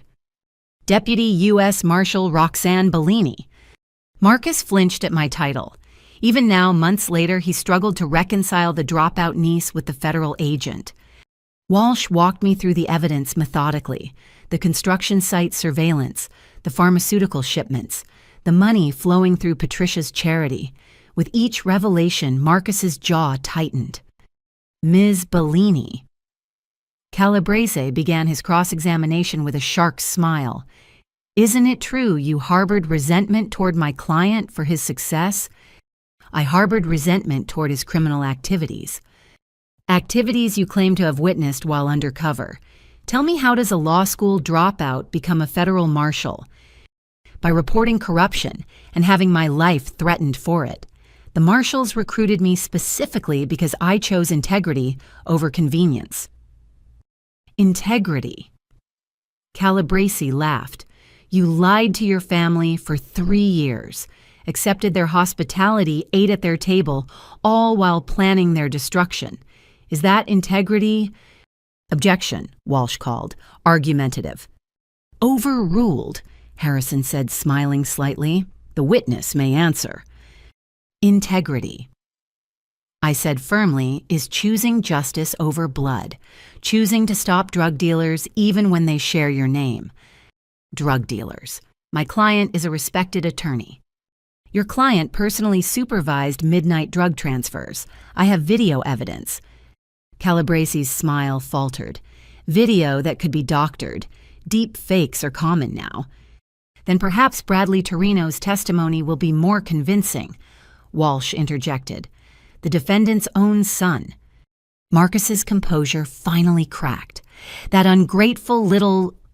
Mr. Torino, Harrison warned, though his heart wasn't in it. Bradley took the stand, next hands trembling as he was sworn in. Watching Marcus watch his son was like seeing a predator realize it was prey. Mr. Torino. Walsh began gently, tell us about your father's pharmaceutical practice. Bradley's testimony was devastating. Names, dates, amounts. He'd kept meticulous records knowing this day would come. With each revelation, Marcus's face darkened. You documented your father's crimes for months. Calabrese attacked during Cross. Why didn't you report them immediately? Because he threatened me, Bradley said quietly. Threatened people I loved. Threatened how? Bradley looked at Thomas in the gallery. He discovered I was gay, said he'd destroy anyone I cared about if I didn't join the family business. So you claim, but isn't it possible you're lying to protect your lifestyle? To gain revenge for his disappointment? Objection. Walsh shot up. Counsel is badgering. I'll answer. Bradley interrupted, steel in his voice. My father's disappointment started long before he knew I was gay. It started when I showed compassion instead of cruelty, when I questioned instead of obeyed, when I chose love over fear. So yes, he was disappointed, but I'm not lying. I have recordings. The courtroom erupted as Bradley produced a flash drive. Harrison called for order, but damage was done. Whatever game he was playing, the evidence was overwhelming. Court recessed for lunch. In the hallway, Mom pulled me aside. That judge is dirty. We know, but without proof. I might have proof. She glanced around nervously. Remember my safety deposit box? There's more than just Torino evidence. Harrison's been taking money for 20 years. I have photos, bank records, even a recording of Rosa discussing his prices. Mom, why didn't you? Because Harrison has connections everywhere. Judges protect judges. But now, with everything public, she pressed a key into my hand. Box 447. There's a file marked insurance. Everything's there. I found Rodriguez immediately. Within an hour, federal agents had retrieved Mom's files. By the time court reconvened, Harrison's career was over. Your Honor. Walsh stood. The prosecution moves for immediate recusal. We have evidence of your financial ties to the defendant. Harrison went white as Walsh presented bank records, photos of him with Rosa, even a Christmas card thanking him for his understanding and discretion. This is preposterous, Harrison began. This is criminal, Walsh corrected. Federal marshals are waiting outside to escort you to processing. The courtroom exploded. Reporters scrambled for phones. Marcus laughed bitterly. Even facing life in prison, he enjoyed watching another hypocrite fall. A new judge took over, Amelia Foster, known for her integrity and harsh sentences. The hearing resumed with Marcus's empire crumbling faster. That evening in a secure hotel, our protection detail kept watch, while Bradley Thomas, my parents, and I shared Chinese takeout. We did it, Bradley said wonderingly. We actually got Harrison, too. Mom got Harrison, I corrected. 30 years of evidence collection finally paid off. To Elena Bellini, Thomas raised his beer, the original family detective. We toasted, but the celebration felt hollow. Tomorrow would bring more testimony, more threats, more family members calling us traitors. The trial would drag on for months, maybe years. I've been thinking, Dad said suddenly. He'd been quiet through dinner, processing everything. When this is over, maybe we leave Chicago, start fresh somewhere. David. Mom began, but he continued. My company's ruined. No one wants to hire the contractor who transported drugs even unknowingly. You'll always be Rosa's daughter here. Roxanne will always be the cop who betrayed family. He looked at me. Maybe in Denver or Seattle, we could just be ourselves. Running away, I asked. Running toward, he corrected, toward a life where Sunday dinner doesn't include crime bosses, where family means love, not loyalty oaths. Bradley nodded slowly. Thomas has job offers in Boston. We've been considering it. You'd leave. I felt oddly bereft. We'd become our own strange family through this ordeal. Not abandoning, Bradley assured. Just surviving, separately but connected. The family Rosa never let us be. That night, unable to sleep, I stood on the hotel balcony despite security protests. Chicago spread before me, lights twinkling like stars. Somewhere out there, the Torino empire was collapsing. Dealers scrambled for new suppliers. Corrupt cops worried about investigations. Dirty money sat frozen in seized accounts. But also out there, families wouldn't lose children to Torino fentanyl. Communities could heal. Justice, slow and imperfect, ground forward. My phone buzzed.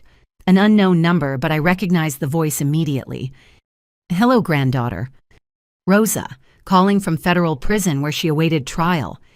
This call is being recorded and monitored, yes, she said calmly. I'm not calling to threaten, just to talk.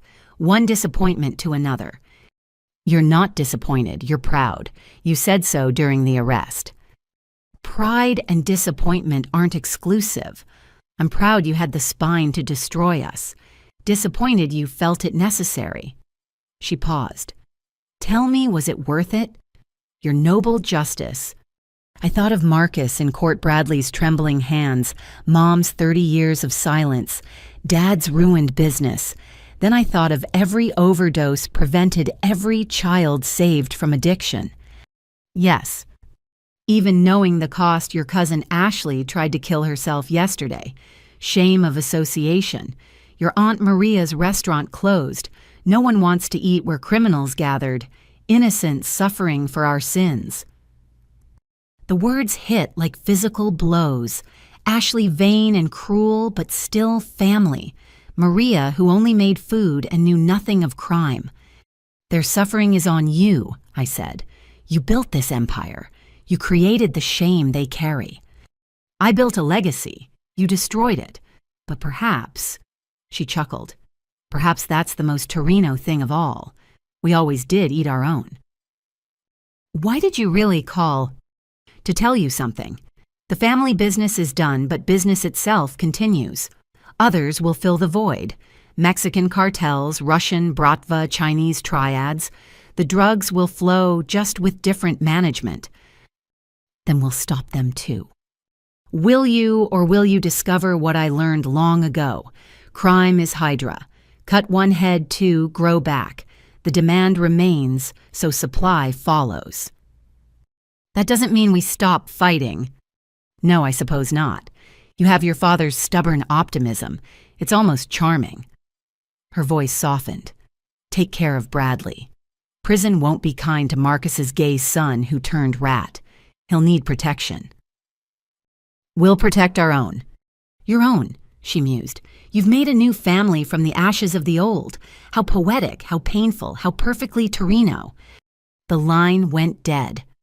I stared at the phone, then at the city beyond. Rosa was right about one thing. Crime would continue.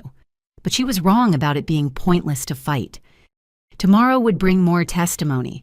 More family members exposed more corruption, revealed more pain in pursuit of justice. But also, more lives saved, more communities, protected more proof that someone gave a damn.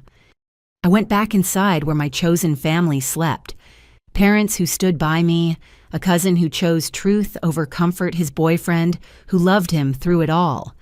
Not the family I was born into, but the family I'd earned.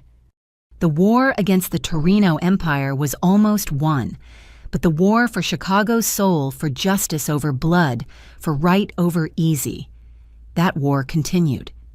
And Deputy U.S. Marshal Roxanne Bellini would be on the front lines badge shining, surrounded by the family that mattered, those who chose justice too. The dropout had become the law, and the law, unlike blood, was incorruptible. The safe house felt more like a prison after 8 months of trial preparation.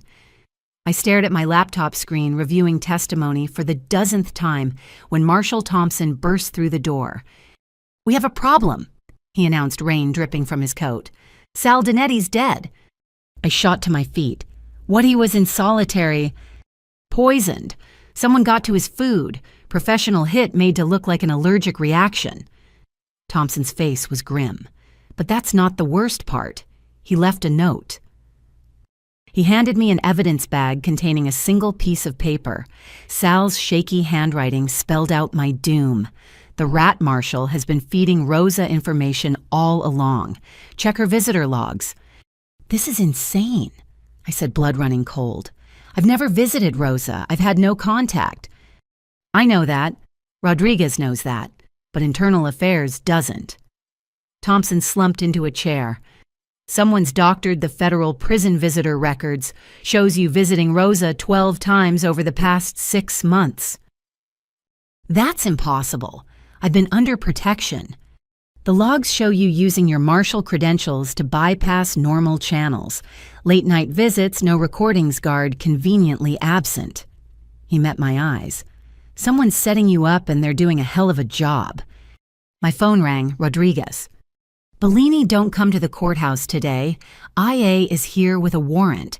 They want to bring you in for questioning. Sir, I haven't... I know. But until we can prove these records are fake, you're suspended. Thompson will escort you to IA headquarters. The world tilted. 3 years undercover, months of testimony, and now I was the suspect. There's more, Rodriguez continued. They found $50,000 in cash in a safety deposit box under your mother's maiden name. Same bank where Bradley kept his evidence. The timing's suspicious as hell. Someone was playing chess while we'd been playing checkers. Every move calculated to destroy my credibility before the biggest trial in Chicago history. At IA headquarters, Agent Sarah Chen laid out the evidence with clinical precision.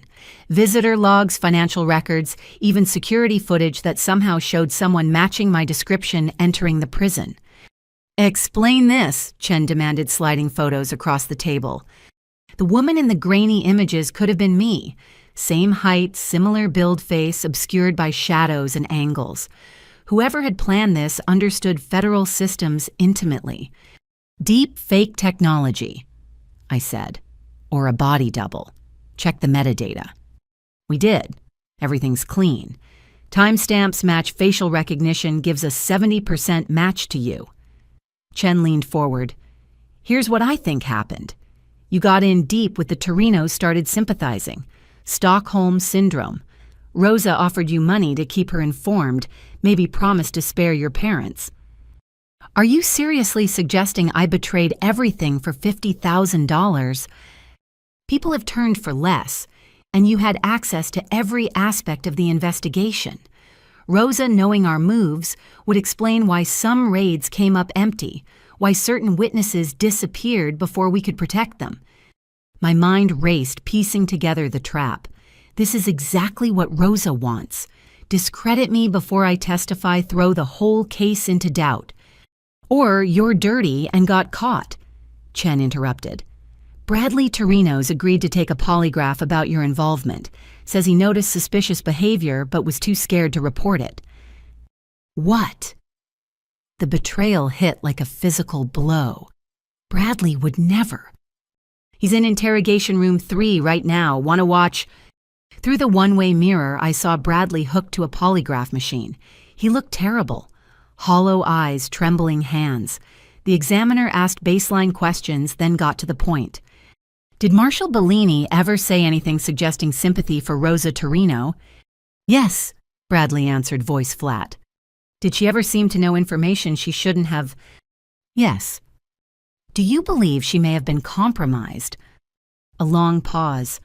I don't know. Maybe. I wanted to scream, to bang on the glass, to demand he tell the truth. But I saw something the examiner missed. The way Bradley's eyes kept darting to the corner. The specific pattern of his hand trembles. Morse code tapped against his thigh. THEYHAVETHOMAS. They had his boyfriend. Bradley wasn't betraying me. He was trying to save the man he loved. I need to make a call. I told Chen. You're not calling anyone until... They have Thomas Parker, Bradley's boyfriend. He's tapping code. Check the video. Chen frowned but reviewed the footage. Her expression shifted as she recognized the pattern. Son of a bitch. Martinez, get a team to Parker's apartment now. Too late. The team found Thomas's apartment, empty, signs of struggle, blood on the floor. A note on the kitchen table. The marshal's testimony dies, or the nurse does. You have 24 hours.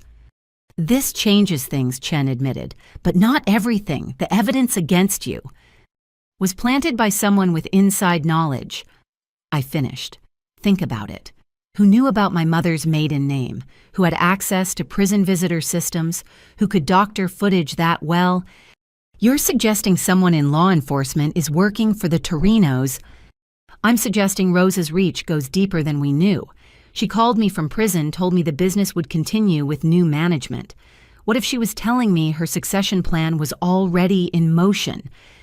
Chen's phone rang. She listened, face paling. There's been an incident at the courthouse. Judge Foster's in the hospital. Car accident on the way to court. Hit and run. The chess pieces were falling fast. First discredit me, then kidnap Thomas to control Bradley, now remove the clean judge. Someone was systematically destroying the prosecution's case. We need to find Thomas, I said urgently. If Bradley recants his testimony under duress, we need to clear you first, Chen corrected. Until these allegations are resolved, you're a liability. Then let me help resolve them. I know the Torino operations better than anyone. I can find Thomas. Chen studied me for a long moment. Rodriguez vouched for you. Says you're the cleanest cop he's ever worked with. But IA can't ignore evidence. Then don't ignore it. Follow it. Those visitor logs. Check which guard was supposedly absent during my visits. Check who had access to the systems. Someone left digital fingerprints. She nodded slowly. You get one chance. Thompson will shadow you. Any sign you're dirty. I'm not dirty. I'm being framed by someone who wants the Torino Empire to survive. Back at the safe house, I dove into the prison's digital systems with Thompson watching. The visitor logs were expertly altered but not perfect. Timestamps showed updates from a terminal that should have been offline during those hours. There, I pointed at the screen. That terminal is in the prison's administrative wing. Only senior staff have access. So we're looking at a high-level correctional officer or someone with their credentials. I pulled up staff records cross-referencing with the mysterious updates. One name kept appearing: Deputy Warden Patricia Reeves. Thompson whistled low. Reeves has been there 15 years. Spotless record. Check her finances. We dug deeper. Reeves lived modestly, no obvious wealth. But her daughter had just started at Northwestern Medical School, full tuition paid by a scholarship from the Torino Foundation. Got her, I breathed. The scholarship was approved 2 weeks before my first supposed visit. That's circumstantial. It's a start. Now we find Thomas before... My phone buzzed. Unknown number, but I recognized the voice immediately. Marcus calling from Federal Holding. Niece, he said smoothly. Enjoying your taste of injustice. How does it feel to be presumed guilty? Where's Thomas? Safe, for now. But his safety depends on your cooperation. Recant your testimony. Admit you fabricated evidence for career advancement. Take responsibility for the investigation's overreach. Go to hell, Marcus. I'm probably heading there anyway, but I won't go alone. You have 20 hours left. Thomas is diabetic, isn't he? Would be a shame if he missed his insulin. The line went dead. I looked at Thompson. We need to find him fast. Bellini, if you're being set up going rogue, won't help. Let the FBI handle... The FBI will follow protocol while Thomas dies. I know how the Torinos think, where they'd hold someone. I grabbed my jacket. You coming or not? Thompson sighed but followed. Rodriguez is going to kill me. We started with the obvious locations. Warehouses the Torinos had used, properties seized but not yet processed. All empty.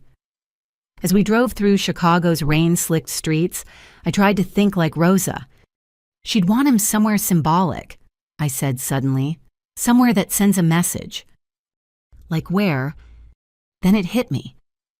The old Torino bakery, where Rosa started before the restaurant. It's been closed for years, but the family still owns it. The bakery sat in an industrial district looking abandoned, but fresh tire tracks in the mud suggested recent visitors. Thompson called for backup while I studied the building. 6 entrances, I noted. They'll expect us at the main door, but there's an old delivery tunnel from Prohibition days. My grandfather used to tell stories about it. Backup's 10 minutes out. Thomas might not have 10 minutes. We found the tunnel entrance behind a rusted dumpster. The passage was narrow, dark, filled with decades of dust and rat droppings. We crawled through, guided by tactical flashlights. Voices echoed ahead. I recognized Sal's nephew, Tony Donetti, continuing the family business. Through a grate, I saw Thomas tied to a chair, unconscious but breathing. 3 guards, all armed. Boss says we ice him at midnight if the marshal doesn't fold, Tony was saying. Make it look like he tried to escape. I looked at Thompson, held up 3 fingers pointed at positions. He nodded, understanding. No time for perfect planning. We burst through simultaneously. Thompson took the left guard while I handled the right. Tony spun toward Thomas' gun, rising. Don't, I shouted, but he was already squeezing the trigger. I fired first. Tony dropped, clutching his shoulder. The 3rd guard surrendered, immediately dropping his weapon and raising hands. Thomas. I rushed to him, checking vitals, pulse weak but steady. As Thompson secured the scene, I found Thomas's medical kit in the corner. They'd at least kept him alive for leverage. Roxanne. Thomas's eyes fluttered open as I administered insulin. Bradley. They made him lie. I know, he's safe. You're safe now. Nope. He grabbed my arm weakly. You don't understand. It's not over. Rosa. She's been running things from inside. The warden. Reeves, we know. Not just Reeves, higher. Someone in DOJ. Someone who can access any system, change any record. His voice faded. Bradley heard them talking. Assistant director. He passed out before finishing, but he'd given me enough. Assistant director meant someone at the highest levels of law enforcement was dirty. Sirens approached. As EMTs loaded Thomas onto a stretcher, Chen arrived with a full internal affairs team. Impressive work, Bellini. We picked up Reeves an hour ago. She's already talking, confirming your visitor logs were fabricated. It goes higher, I said. Thomas said assistant director level. Chen's expression darkened. That's a serious allegation. This whole thing is serious. Someone's trying to save the Torino Empire by destroying the prosecution. What you need to do is report for debriefing. You're still suspended pending full investigation. She softened slightly. But off the record, good work. Thomas would be dead without you. At the hospital, Bradley sobbed apologies while clutching Thomas's hand. I'm sorry, Roxanne. They said they'd kill him slowly. I had to... You protected the person you love, I said. I understand. But now we fight back smart. Whoever's running this from inside, they just showed their hand. They're desperate enough to kidnap and frame. That means we're close. Rodriguez appeared looking exhausted. The Attorney General's office is opening a corruption probe. Every person with access to those systems is being investigated. In the meantime, the trial continues tomorrow with or without Foster. Who's presiding? Judge Catherine Stone. Former military, no ties to Chicago, flown in specifically for this. He studied me. You're cleared to testify, but Chen wants you under IA surveillance. Fine, let them watch. I've got nothing to hide. But as I sat in that hospital room watching Bradley tend to Thomas, I wondered how deep the corruption went. The Torino Empire was supposed to be finished, but like Rosa had warned, crime was Hydra. Cut off one head, watch another grow. Tomorrow I would testify against Marcus, knowing someone powerful wanted me silenced. The family I'd betrayed still had claws even from behind bars. The war wasn't over. It had just revealed a new enemy, one wearing a badge. The federal courthouse basement conference room felt like a bunker. Marshal Rodriguez had called an emergency meeting at 5 a.m. 2 hours before Marcus's trial resumed. Around the table sat the core team, me, Thompson, Prosecutor Walsh, and Agent Chen from Internal Affairs. We've identified our mole, Rodriguez announced without preamble, sliding a file across the table. Assistant Director Harold Fitzgerald, DOJ Criminal Division, 15-year veteran spotless record, and Rosa Torino's inside man for the last decade. My stomach dropped. Fitzgerald had oversight of major organized crime cases. He'd had access to everything. Evidence, Walsh asked, already calculating how this would impact her case. Thomas Parker recorded partial conversations while captive. Bradley Torino provided financial records he'd hidden showing payments to Fitzgerald through shell companies. And Rodriguez paused.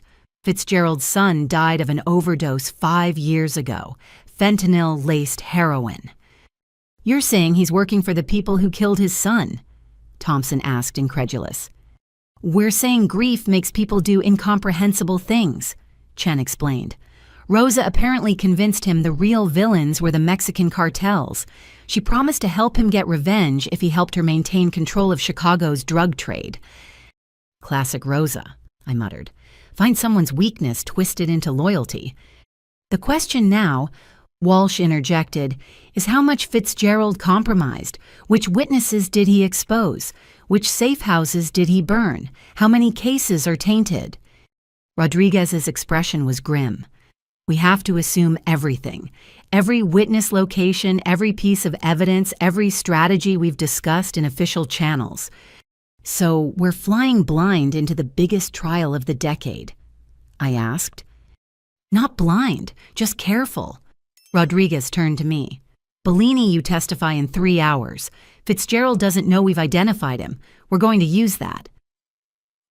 I'm bait. You're a federal marshal who understands the stakes. Fitzgerald will make a move. Has to with trial resuming. When he does, we'll be ready. Walsh gathered her papers. I need to prepare for this. If Fitzgerald's been feeding information to the defense, Calabrese knows our entire strategy. As the meeting dispersed, Chen pulled me aside. There's something else. We've been monitoring Rosa's communications from prison. She made a call last night to a burner phone. One sentence before hanging up. The package arrives today. Package could mean anything. Weapons, drugs, a hit squad. Or documents. Fitzgerald had access to sealed FBI files on other crime families. What if Rosa's planning to expose corrupt officials in rival organizations, create chaos while she rebuilds? The implications were staggering. If Rosa had FBI intelligence on other crime families, she could start a war from her prison cell. We need to warn... I started, but Chen shook her head. Already in motion. Every major crime family in Chicago is being notified through back channels. If they have dirty cops, they'll handle it internally. Street justice. Sometimes that's the only kind that works. Chen's phone buzzed. Fitzgerald just entered the building. He's heading for the U.S. Attorney's office, probably trying to access the prosecution's final witness list. Let me guess, I'm on that list. Top of it, along with your parents Bradley and 3 former Torino associates who flipped. She met my eyes. Whatever Fitzgerald's planning, it happens today. I returned to the witness prep room where my parents waited with their security detail. Mom was teaching Dad to play chess on a travel board, her way of managing stress. Knight to bishop 4, she said, then looked up at me. You look worried. Just ready for this to be over. Dad moved a pawn randomly. Your mother's been destroying me for an hour. Apparently she's been playing chess since college. Your father never asked, Mom said, capturing his queen. People assume housewives don't have strategic minds. Their mistake. Checkmate. Even now, she surprised me. I wondered what other secrets Elena Bellini harbored behind her suburban facade. My phone vibrated. Bradley. They moved our testimony. We're going first now. Prosecutor says strategy change. They're shuffling the lineup, I told my parents, trying to throw off whoever's leaking to the defense. Smart, Mom noted. In chess, when your opponent knows your moves, you change the game. An hour later, we filed into the courtroom through a secure entrance. Judge Stone presided with military bearing, her eyes scanning for any disruption. The gallery was packed but orderly. Marcus sat at the defense table, orange jumpsuit, replacing his designer suits, but his arrogance remained intact. Bradley took the stand first. His testimony was devastating. Dates, times, amounts, names. But Calabrese was ready with a counterattack that proved inside information. Mr. Torino, isn't it true you suffer from anxiety disorder, that you've been prescribed Xanax, Klonopin, and other medications that can cause memory issues? Bradley's face went white. Those medical records were sealed. Yes, but that doesn't... And isn't it true you were hospitalized for a psychotic break 2 years ago, that you believed your family was trying to poison you? That was a reaction to medication, not psychosis. But you did make those accusations, told doctors your grandmother was putting substances in your food. Walsh objected furiously, but damage was done. Fitzgerald had fed them Bradley's confidential medical history, painting him as unstable. When my turn came, I was ready for war. State your name for the record. Deputy U.S. Marshal Roxanne Bellini. Ms. Bellini, Calabrese began immediately. Is it true you're currently under investigation by Internal Affairs? Walsh shot up. Objection relevance. Goes to credibility. Calabrese smiled. I'll allow it, Stone ruled. But tread carefully, counselor. Yes, I answered. IA investigated false allegations that have since been disproven. False allegations. Like the false allegations you made against Professor Williams before dropping out of law school. Williams was taking bribes. He was murdered before he could be prosecuted. Allegedly murdered. No one was ever charged. Calabrese circled like a shark. You seem to see corruption everywhere, Marshal. In your professors, your family, even fellow law enforcement. Classic paranoid pattern, wouldn't you say? I see corruption where it exists, like in your client who personally supervised drug shipments that killed teenagers across Chicago. Allegedly supervised, based on grainy footage and the testimony of a medicated cousin and a paranoid dropout? Objection, Walsh interrupted. Sustained. Counselor, no more characterizations. But Calabresi wasn't done. Marshal Bellini, have you ever taken money from the Torino family? They paid for dinners sometimes. That's not what I asked. Have you ever received cash payments from Rosa Torino? A trap. The $50,000 planted in the safety deposit box.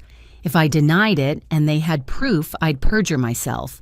If I admitted it without context, I'd look corrupt. Money was placed in an account under my mother's name without my knowledge as part of a frame job. It's been seized as evidence of obstruction. So, money connected to you appeared mysteriously. How convenient. Just like evidence against my client appeared mysteriously. Your client left a trail of bodies and drugs across Chicago. Nothing mysterious about that. Calabresi smiled coldly. Speaking of bodies, let's discuss Thomas Parker. Objection, Walsh called. Mr. Parker is a victim, not... Mr. Parker was allegedly kidnapped, then conveniently rescued by Marshal Bellini, almost like she knew where to find him. The implication hung heavy, that I'd staged the kidnapping to boost my credibility. Before I could respond, a commotion erupted in the gallery. Gun, someone screamed. Chaos exploded. A man in a courier uniform had stood up, weapon emerging from a package. Security reacted instantly, but not fast enough. The gun swung toward the witness stand, toward me. Time slowed.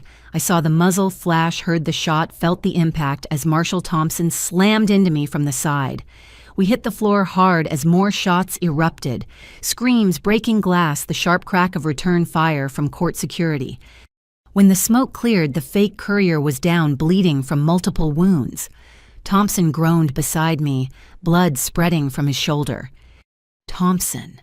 I pressed on the wound while EMTs rushed in. Better than your head, he gasped. Fitzgerald had to be. He was right.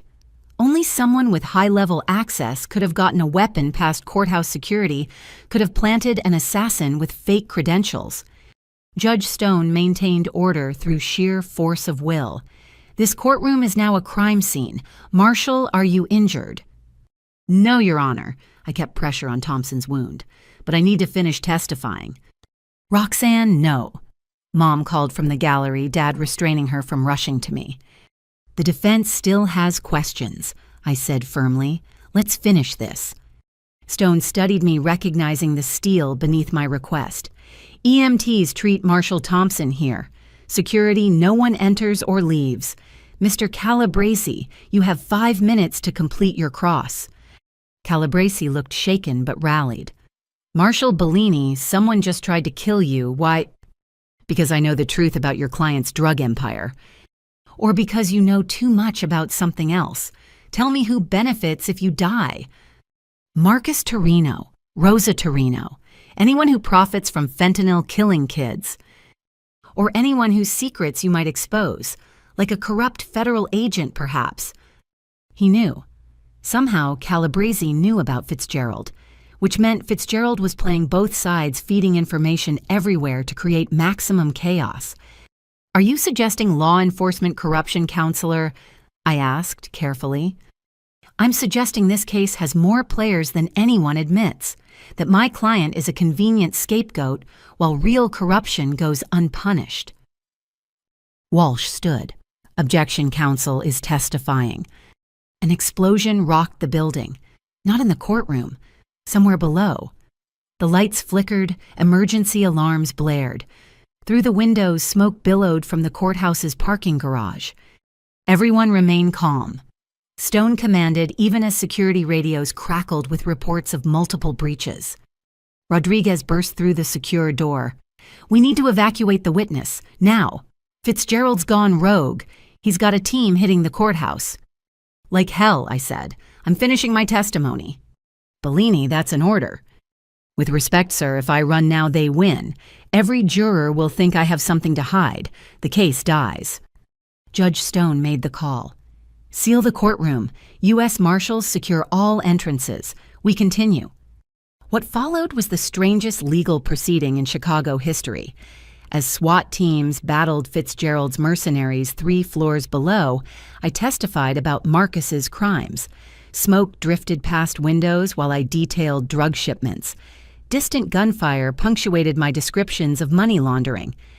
Did you see Marcus Torino personally handle narcotics? Calabrese asked, voice strained as an explosion shook the building. I saw him supervise transfers of pharmaceutical crates containing fentanyl.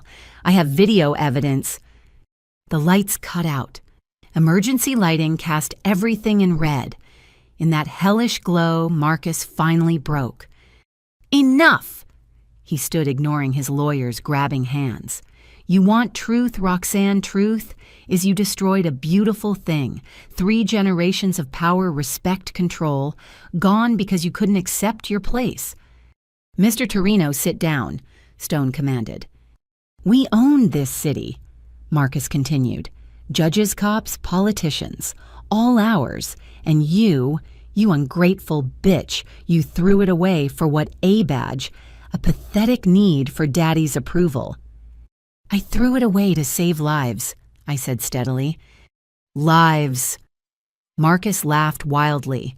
You know how many people will die in the power vacuum we leave. The cartels will slaughter each other for territory.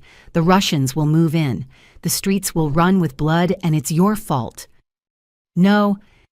I stood too, facing him across the chaos. It's your fault, yours and Rosa's. You chose crime. You chose murder. You chose to poison our family with greed and violence. We chose strength. We chose... A window shattered. A smoke grenade rolled across the floor, filling the room with thick gray clouds.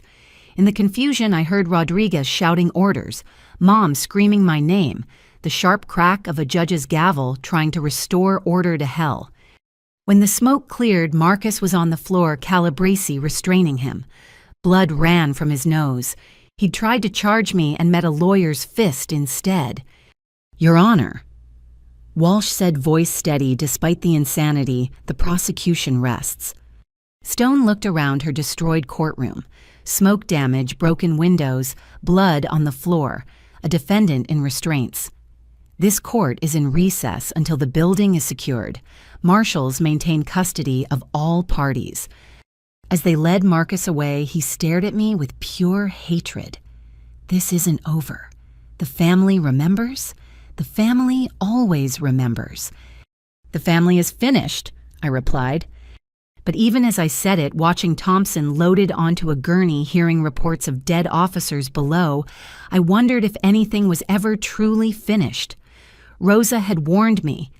Cut off, one head too, grow back. In the secured witness room afterward, Rodriguez delivered the news. Fitzgerald's dead. Chose suicide over capture. But his team got away with something from evidence lockup. What did they take? The Torino financial records, all of them, physical and digital copies. He looked exhausted. Without those, the money laundering charges get harder to prove. But we have testimony from a paranoid marshal and an unstable cousin. Calabrese shredded credibility like it was his job, which I guess it was. Chen entered, face grim. It gets worse. Rosa Torino was just diagnosed with terminal cancer. 6 months to live, maybe less. She's petitioning for compassionate release. The hits kept coming. Our case was wounded, our evidence compromised, our star witnesses discredited. And somewhere out there, Fitzgerald's mercenaries had the Torino financial records, either to destroy them or sell them back to Rosa. So what do? I asked. Rodriguez smiled grimly. We do what cops do. We adapt. We survive. We find another way. Because you were right about one thing, Bellini. This isn't over.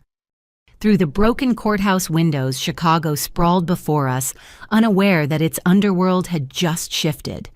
The Torino Empire was wounded but not dead. New players would emerge from the shadows. The game would continue with different pieces. But so would we. Badge bent but not broken, purpose clear despite the smoke. The family war had become a city war, and I was just getting started. The Chicago Tribune headline screamed across the morning edition, "Torino trial shooter identified as rogue federal agent." Below it, a smaller story, "Key evidence missing in mob trial." 3 weeks after the courthouse attack, our case was hemorrhaging credibility. I stood in Rosa's restaurant, now a crime scene draped in yellow tape, watching FBI techs process every inch. We'd gotten a tip that the stolen financial records were hidden here, but after 12 hours of searching, we'd found nothing but old sauce stains and family photos. Bellini. Agent Chen approached holding an evidence bag. "You need to see this." Inside was a photo I'd never seen before me at 8 years old, sitting on Rosa's lap, both of us smiling at the camera. On the back in Rosa's handwriting, "My chosen successor, blood of my blood. She will understand one day." Where was this? Hidden behind the industrial freezer, along with these. Chen produced more photos. Me at various ages, always with Rosa, always during moments I'd forgotten. Birthday parties, Christmas dinners, quiet afternoons in the kitchen. "She was documenting me," I whispered, disturbed. "All these years she was watching, planning. Planning what you became, a federal agent." Maybe that was part of it. Maybe she knew I'd never join willingly, so she waited for me to gain skills she could use later. My phone rang. Unknown number, but by now I recognized the pattern. "Hello, Rosa." "My dear granddaughter, are you enjoying your tour of my restaurant, finding anything interesting?" "Games within games, right? You knew we'd search here." "I knew you would search there. The others are just badges. Your blood. You think like me even when you fight it." She coughed wetly, the cancer making itself known. "Have you found my gift yet?" "What gift?" "Check the wine cellar, 1947 Barolo bottom shelf. Your grandfather proposed to me the night we drank its twin." I descended into the cellar, Chen following with weapon drawn. The bottle sat dust-covered among dozens of others. Inside its false bottom, a flash drive. "Careful," Chen warned. "Could be malware." But I knew Rosa better. This wasn't destruction. This was temptation. We took it to a secure facility, opened it on an air-gapped system. Financial records spilled across the screen, but not just Torino accounts. These were records of every bribe, every payoff, every corrupt official in Chicago for 40 years. "Holy shit," Chen breathed. This is everyone. Judges, cops, politicians, businessmen. She kept records on the entire city's corruption. Her insurance policy, I understood. Mutually assured destruction if anyone moved against her. But why give it to us now? The answer came in a video file recorded recently in Rosa's cell. She looked smaller in orange cancer eating away at her empire of flesh, but her eyes remained sharp. "Roxanne," her recorded voice began, "by now you've found my legacy. 40 years of secrets of knowing which pillars of society were actually termites. You face a choice. Expose it all. Watch Chicago tear itself apart as hundreds of investigations bloom, or use it wisely, selectively becoming the power behind the throne." She leaned toward the camera. "You think you chose justice over family, no cara mia. You chose to remake the family in your image. Every criminal you arrest creates a vacuum. Someone fills it. Why not someone you control? Why not build a better empire on the bones of mine?" "She's insane," Chen said. But I heard the seductive logic. How many criminals had we arrested only to watch worse ones take their place? How many times had we played by the rules while corruption flourished? With Rosa's files, we could perform surgery on Chicago's underworld instead of amputation. "There's more," Rosa continued. "Marcus knows about the files, others too. They'll come for them for you, unless you make deals, unless you become what I trained you to be, a queen who rules from shadows." The video ended. Chen and I stared at the treasure trove of corruption, both understanding its terrible power. "We have to turn this over to DOJ, Chen said, but even she sounded uncertain. Dewey Fitzgerald was DOJ. How many others in these files still wear badges if we dump this publicly? Chicago burns. Hundreds of cases get overturned. Thousands of criminals walk free. So we bury it, pretend we never found it. Or we use it strategically, one corrupt official at a time, surgical strikes instead of carpet bombing. Chen studied me. You're actually considering her offer, becoming the new Rosa. No, but I'm considering reality. This information exists. Pretending it doesn't won't make it disappear. Someone will use it. Why not someone trying to do good? Before she could respond, my phone rang. Rodriguez. Bellini, we have a situation. Bradley Torino's been taken from protective custody. Professional grab team. Thomas is hysterical. When? 20 minutes ago. They left a message, Rosa's files for Bradley's life. The choice was being made for us. I looked at Chen. Still think we should turn it over to DOJ, let Bradley die while bureaucracy processes. Her jaw tightened. What do you have in mind? What I had in mind would have horrified me 6 months ago. But 6 months ago, I believed in clean lines between good and evil. Now I understood Rosa's final lesson. Power doesn't vanish. It only changes hands. First we save Bradley, then we decide who burns. An hour later, I sat in a diner booth across from Vincent Calabresi. The mob lawyer looked uncomfortable outside his courtroom kingdom. Thank you for meeting me, I said. You said it concerned my client's safety, though why I should trust the woman trying to imprison him? Because your client's son has been kidnapped by competitors who want Rosa's files, and you're going to help me get him back. Calabresi laughed. Why would I do that? I slid a single page across the table. His name, his accounts, his bribes documented in Rosa's careful handwriting. His face went pale. Jesus Christ. Wrong savior. I have 40 years of these. Every dirty lawyer, including you. Help me save Bradley or I burn your entire network. This is blackmail. You're supposed to be a federal agent. I am a federal agent. One who's learned that sometimes saving lives requires getting dirty. I leaned forward. Your client's son will die unless we act. You can help or you can explain to Marcus why you let his boy get tortured, because you were too proud to work with a cop. Calabresi's hands shook slightly. What do you need? Information. Who grabbed Bradley? Where would they take him? He was silent for a long moment, calculating odds. Then, the Kozlov brothers, Russian outfit trying to move into Torino territory. They have a warehouse in Cicero, use it for interrogations. Guards security. Maybe a dozen men, ex-military mostly. He met my eyes. If I help you, if Bradley lives what happens to that page, it disappears. But I keep the copies and you keep your mouth shut about Rosa's files. You're becoming her, he said wonderingly. Rosa. She'd be so proud. Rosa's dying in a cell. I'm trying to save lives. Don't confuse the two. But even I heard the hollow ring of my words. 2 hours later, I stood outside the Cicero warehouse with a mixed team, FBI SWAT U.S. Marshals and 2 dirty cops Chen had convinced to help using Rosa's files. The irony wasn't lost on me using corruption to fight corruption.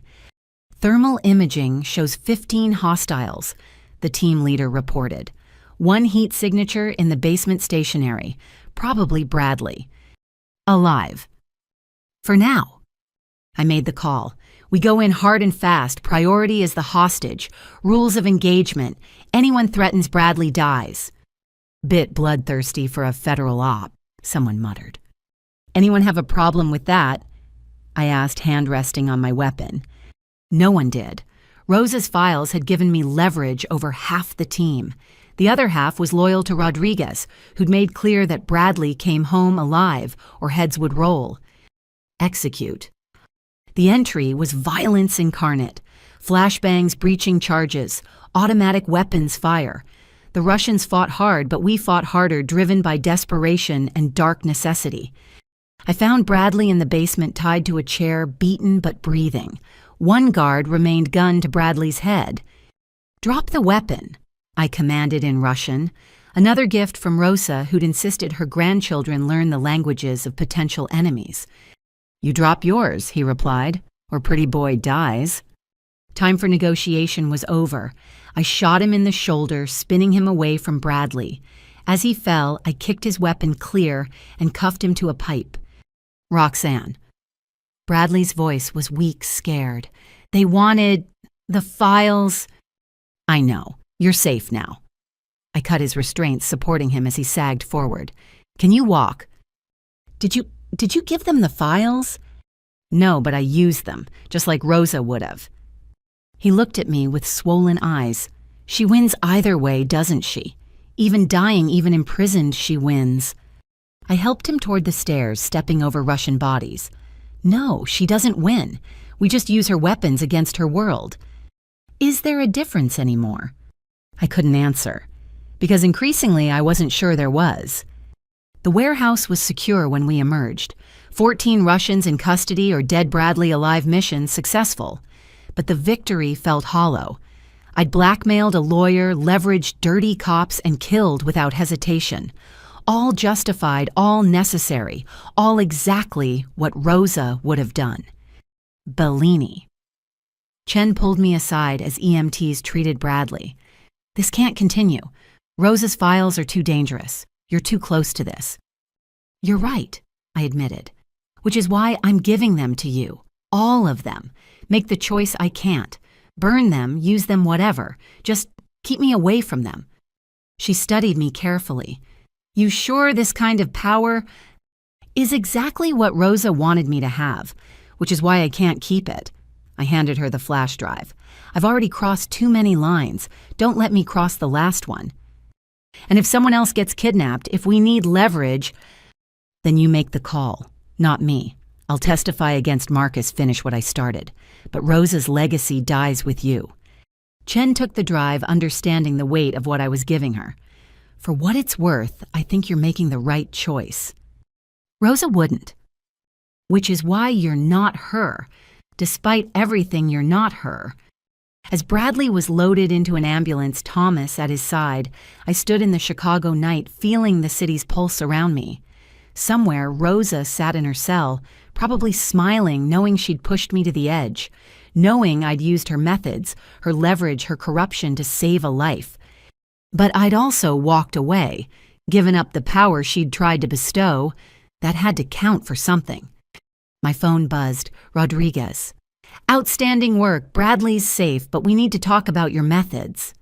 "Yes, sir," I typed back. "We do." The war between law and crime had blurred tonight. I'd won by becoming what I fought against, saved a life by threatening others. Rosa's greatest victory and greatest defeat wrapped in one bloody warehouse raid. Tomorrow I'd face questions, investigations, consequences. But tonight Bradley was alive, and that was enough. The family disappointment had saved the family heir using the family's own methods.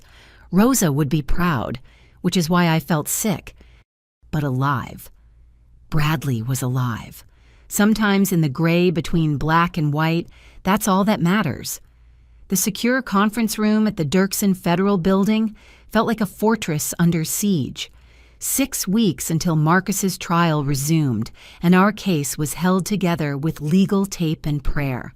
I sat across from Prosecutor Jennifer Walsh, who looked like she'd aged 5 years in 2 months. "We've lost 30% of our physical evidence," she said, sliding a report across the table. "Fitzgerald's team was thorough. Financial records, wiretaps, even some of the drug samples from the warehouse raids. But we still have testimony," I insisted. "Bradley, me, the other witnesses. Testimony from a marshal who used blackmail and excessive force to save a witness." She interrupted.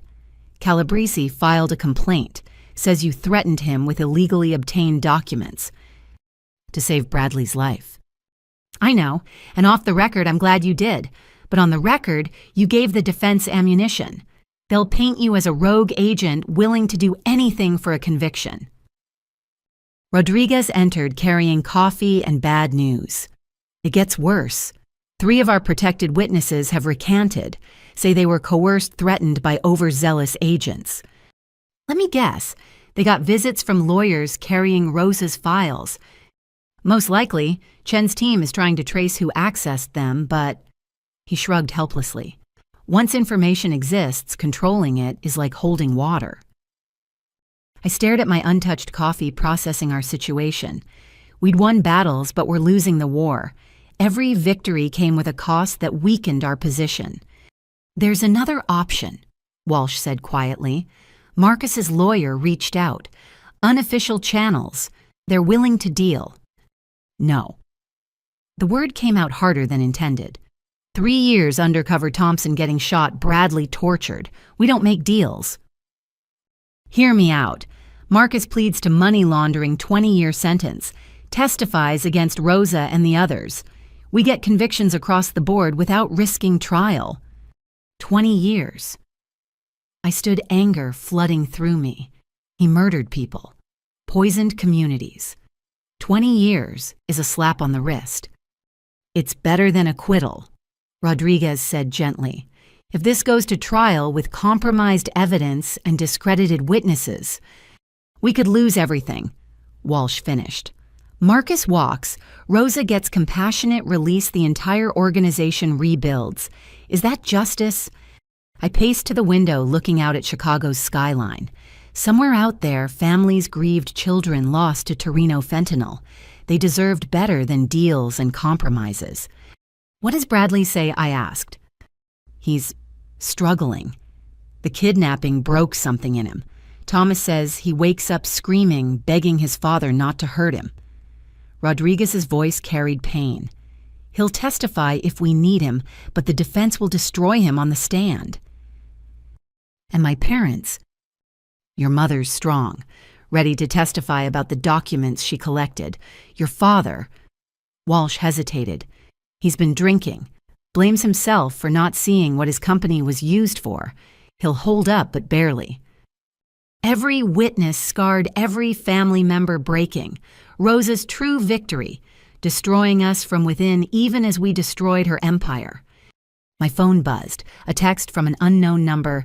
Meet me at Nana's kitchen. Come alone. We need to talk. Nowhere. Marcus, messaging from federal custody through some contraband phone. The audacity would have been admirable if it wasn't infuriating. I need to step out, I said. Rodriguez frowned. Everything okay? Family business, the other kind. I drove to Rosa's restaurant, now closed and empty. The key was where family always hid it, under a loose brick by the kitchen door. Inside, shadows filled spaces where laughter once lived. Marcus sat at our old family table wearing custody orange and shackles, somehow having arranged this illegal meeting. 2 guards stood by the door, more of Rosa's reach from behind bars. Niece, he said, gesturing to a chair, sit, we need to discuss terms. How about these terms? You rot in prison while I testify about every crime you committed. Ah, the righteousness of youth. Tell me, how's Bradley recovering from his ordeal? My hand moved toward my weapon before I caught myself. You arranged his kidnapping. I arranged nothing. I've been in custody, remember? He smiled coldly. But others acted on anticipated wishes. Such loyalty our family inspires even in chains. What do you want, Marcus? To save you from yourself. Look at what you've become. Threatening lawyers, killing Russians, using our mother's files like a weapon. You're more Torino now than ever. I'm nothing like you. No, you crossed every line you swore to hold, used corruption to fight corruption, became the monster to defeat the monster. He leaned forward.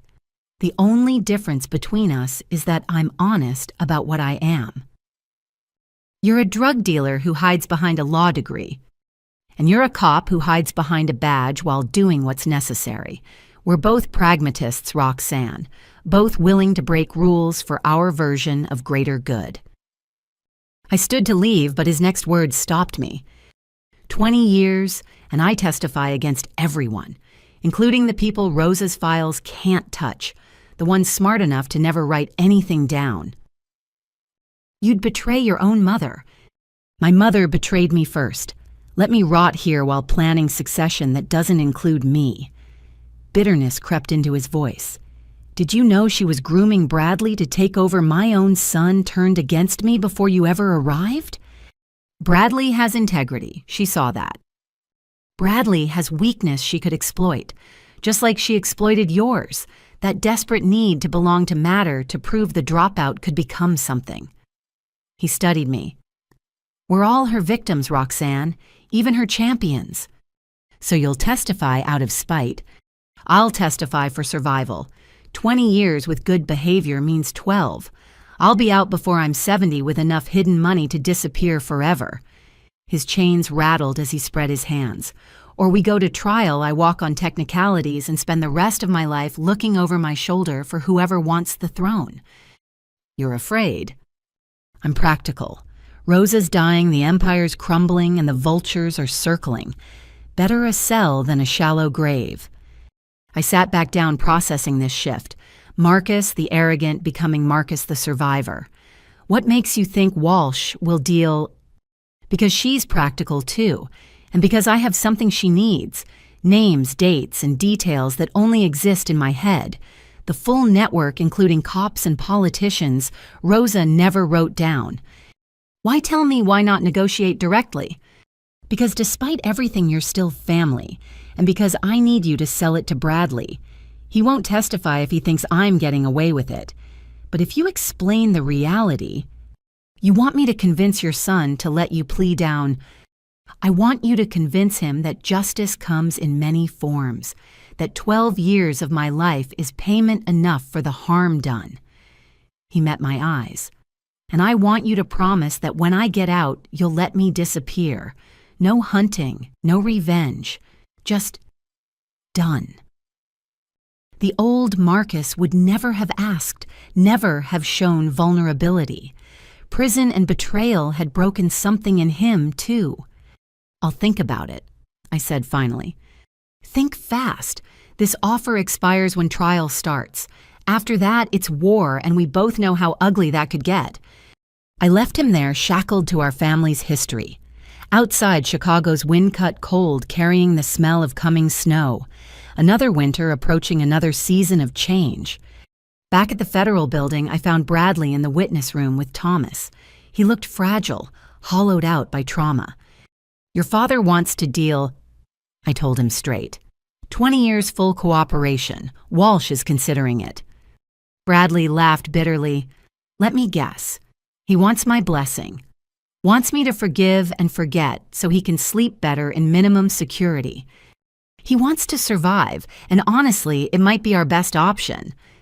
Our best option is watching him die in prison. Our best option is convictions that stick. Your grandmother still has reach. The evidence is compromised. If we go to trial and lose, then we lose. Bradley gripped Thomas's hand. But at least we fought. At least we didn't compromise with evil. Like I compromised to save you. The words came out sharper than intended. Like I became what I hated to keep you alive. Silence fell heavy between us. Thomas spoke first. Bradley, maybe we should listen. If Marcus testifies, others go down too. The network collapses. The network's already collapsing. This is just about minimizing damage. Bradley turned to me. You know what the hardest part is? Part of me still loves him. The father who taught me to ride a bike, who read me stories, who I wanted so desperately to please. That man existed alongside the monster, and I can't separate them. You don't have to, I said gently. You just have to decide if 20 years is enough justice for your pain. It's not. Nothing will be. He closed his eyes. But I'm so tired, Roxanne. Tired of being afraid, tired of fighting, tired of carrying this weight. If taking the deal ends it, then we take it, Thomas said firmly. We take it and move on and build a life without them. I thought of my own exhaustion, the weight of 3 years under cover of violence done in justice's name, of becoming what I'd sworn to fight. Maybe Marcus was right. We were all pragmatists now, all willing to compromise for survival. I'll tell Walsh, I said, if you're sure. I'm sure I want this over, Bradley replied. Whether that's the same as justice, I don't know anymore. None of us did. Justice had become a fluid concept shaped by necessity and survival rather than rigid principle. But fluid justice was better than no justice, and sometimes that had to be enough. That night, I met with Walsh and Rodriguez to discuss the deal. Terms were negotiated, conditions set, compromises made. Marcus would allocute to specific crimes, testify against co-conspirators, forfeit hidden assets. In exchange, 20 years in medium security with protective custody. The judge has to approve, Walsh warned. Stone might reject it as too lenient. Or she might recognize it as the best we can do with what we have, Rodriguez countered. Either way, we present it tomorrow. As they debated legal strategies, I thought about Rosa in her cell dying slowly while her empire negotiated its survival. She'd built something that outlasted her corrupted everyone it touched and forced us all to become versions of ourselves we never wanted to be. The family disappointment had become the family negotiator, broker of compromises, and dealer in gray areas. Not the victory I'd imagined, but the victory available. Tomorrow we'd present the deal to a judge. Marcus would admit guilt, accept punishment, and betray the mother who'd made him. The Torino crime family would officially end, not with bang, but with paperwork, not with justice, but with jurisprudence. And I'd go home to my small apartment, pour a large drink, and try to remember who I'd been before this all started. Try to find that idealistic girl who'd reported corruption, believing the system would protect her. She was gone, replaced by someone harder, smarter, more willing to work in shadows, someone Rosa would recognize, even respect. The war was ending in armistice rather than victory. But ended was ended, and sometimes that's the most justice a broken world can offer. Judge Catherine Stone's courtroom was packed for the plea hearing. Press filled every available seat while victims' families lined the walls. I sat in the witness section, feeling the weight of 3 years condensing into this moment. Marcus entered in a suit instead of orange, his lawyer's small victory. He looked smaller somehow, the arrogance dimmed by months in custody. His eyes found mine briefly before moving to Bradley, who sat rigid beside Thomas. United States versus Marcus Torino, the clerk announced. The defendant appears for change of plea. Judge Stone reviewed the agreement with surgical precision. Mr. Torino, you're pleading guilty to conspiracy to distribute controlled substances, money laundering, and racketeering.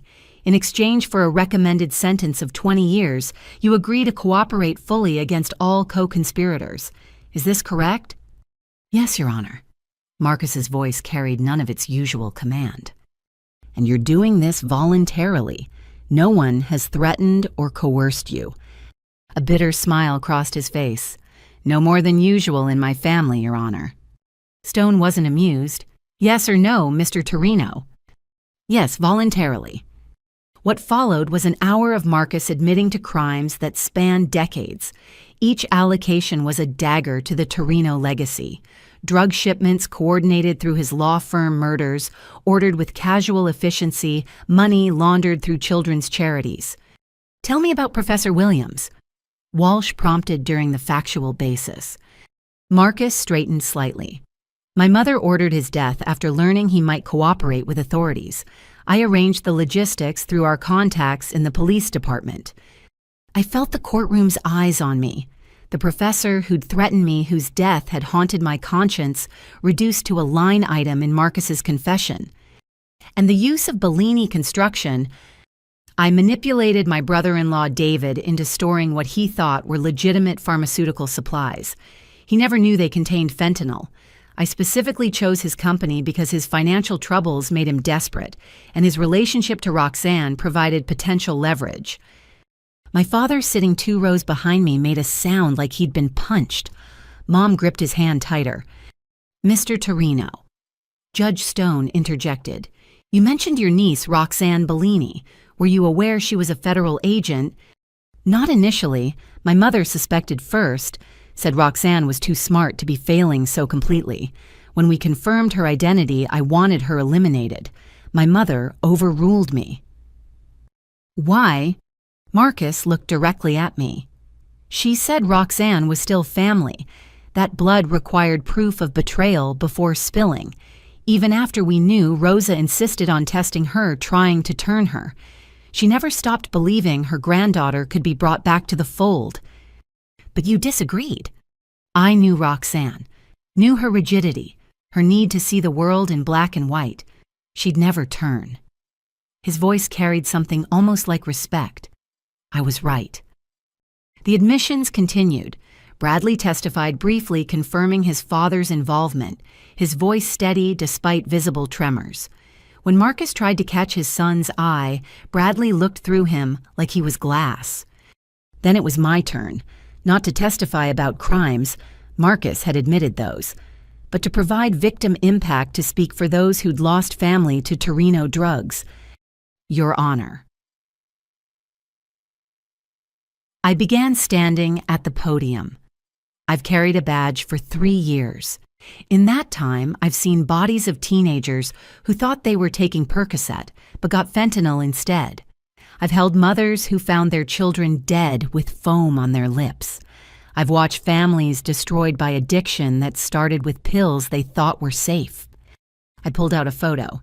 This is Jamie Morrison, 16 years old, honor student, died from one pill that came through the Torino network. Her mother asked me to show this to make sure the court sees what 20 years is really buying. Objection, Calabresi called. This is prejudicial. This is reality. Stone cut him off. Continue, Marshall. Jamie was one of thousands. Each death a family destroyed, a future erased. 20 years doesn't bring them back. 20 years doesn't heal their parents' pain. I set down the photo. But 20 years with cooperation might prevent the next Jamie, might save families who don't yet know they're in danger. That's why I support this agreement, not because it's just, but because it's necessary. Even though the defendant is your family, Stone asked. Especially because he's family. We have a responsibility to stop our own when they cause harm. That responsibility doesn't end with blood. As I returned to my seat, Rosa entered in a wheelchair escorted by medical staff. The cancer had ravaged her in months, reducing the family matriarch to skin and sharp bones. But her eyes remained bright, dangerous. Your Honor, Walsh stood. Rosa Torino is here for medical evaluation regarding her compassionate release petition. I'll hear from her after we conclude this matter, Stone decided. Mr. Torino, having heard the factual basis and impact statements, do you still wish to plead guilty? I do, Marcus said, then surprised everyone by continuing. I also want to say something if the court permits. Stone nodded carefully. Marcus turned to the gallery, finding victims' families. I'm sorry. Those words are worthless against your pain, but they're all I have. I told myself I was a businessman, that supply and demand absolved me of responsibility. I was wrong. Every pill that killed someone's child came through channels I created. Every overdose connects back to choices I made. I can't undo that, but I can try to dismantle what remains of the network that caused it. His gaze moved to Bradley. I'm sorry to my son, who deserved a father instead of a monster, who showed more courage in defying me than I ever showed in my entire life. I'm proud of who you became despite me. Bradley's composure finally cracked, tears streaming down his face. Thomas wrapped an arm around him, whispering comfort. And to my niece, Marcus found me again, who I mocked for failing when she was actually succeeding beyond my comprehension. You were right to choose justice over family, right to stop us. I'm sorry it cost you so much to do it. He sat down heavily, seeming to age years in moments. Whatever else Marcus was, criminal, killer, corruptor, in that moment he was also just a man facing the wreckage of his choices. The court accepts the defendant's plea, Stone announced after a long pause. Sentencing will be in 90 days pending completion of cooperation.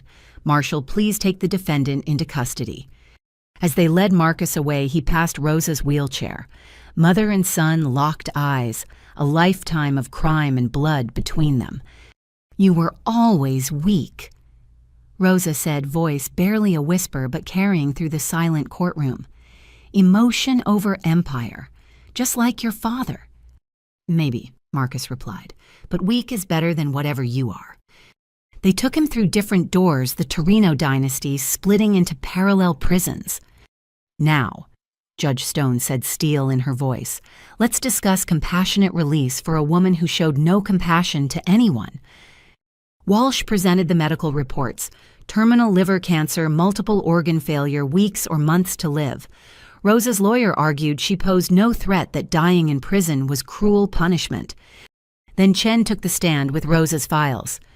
Your Honor, these documents detail 40 years of murder, corruption, and drug trafficking. Rosa Torino didn't just run a criminal organization. She corrupted the entire city. Judges, including some who might hear this petition, took her money. Politicians who write compassionate release laws were on her payroll. Objection! Rosa's lawyer shouted. Those documents were illegally obtained. They were provided voluntarily to federal agents.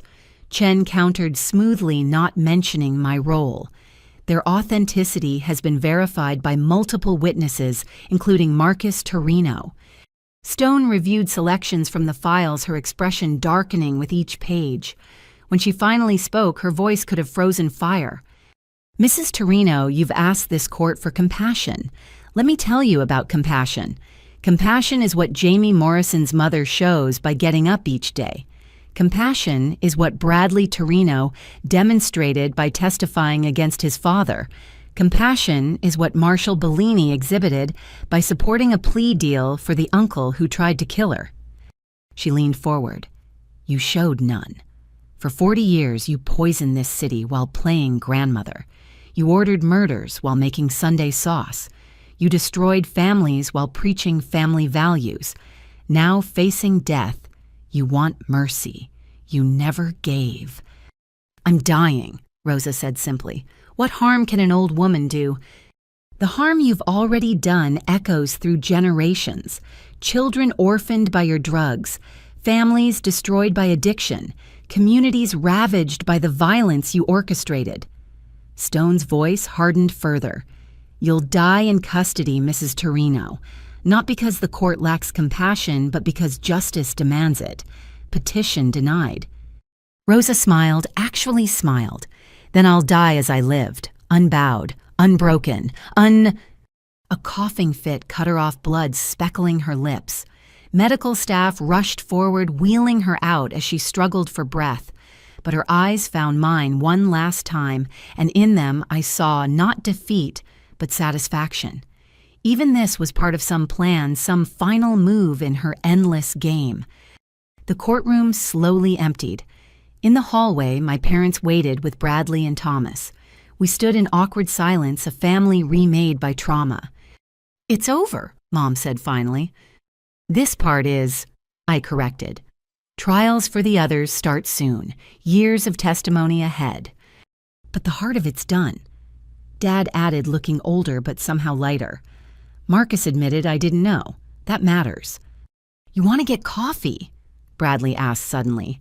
All of us, I know it's weird, but we're all that's left of the family that isn't in prison. So we did. 5 survivors of the Torino War sitting in a downtown cafe trying to remember how to be human instead of witnesses. The conversation was stilted at first, careful navigation around painful topics. Then Thomas told a story about Bradley stress baking during trial prep, and suddenly we were laughing. Not much, not long, but enough to remember we were more than our trauma. What's next for you? Dad asked me as we prepared to leave. Keep testifying, keep working, try to remember who I was before all this. Or figure out who you are after, Mom suggested. That girl who reported her professor, she was brave but naive. You're still brave but wiser. That's growth, not loss. As we parted ways, Bradley pulled me aside. Thank you for supporting the deal, for understanding why I needed this to end. We all needed it to end, different kinds of justice for different kinds of pain. Rosa would say justice is just revenge dressed in robes. Rosa says a lot of things. Doesn't make them true. I squeezed his shoulder. Take care of yourself. And Bradley. What your father said about being proud, he meant it. Even monsters love their children." "I know," he said quietly. "That's what makes it so hard." That night, I stood on my apartment balcony watching Chicago's lights flicker like ground-level stars. Somewhere Marcus sat in a cell preparing to betray everyone who'd ever trusted him. Somewhere Rosa lay dying, probably planning one last manipulation. Somewhere families mourn children they'd never see again. But also somewhere drugs weren't being sold because the network was broken.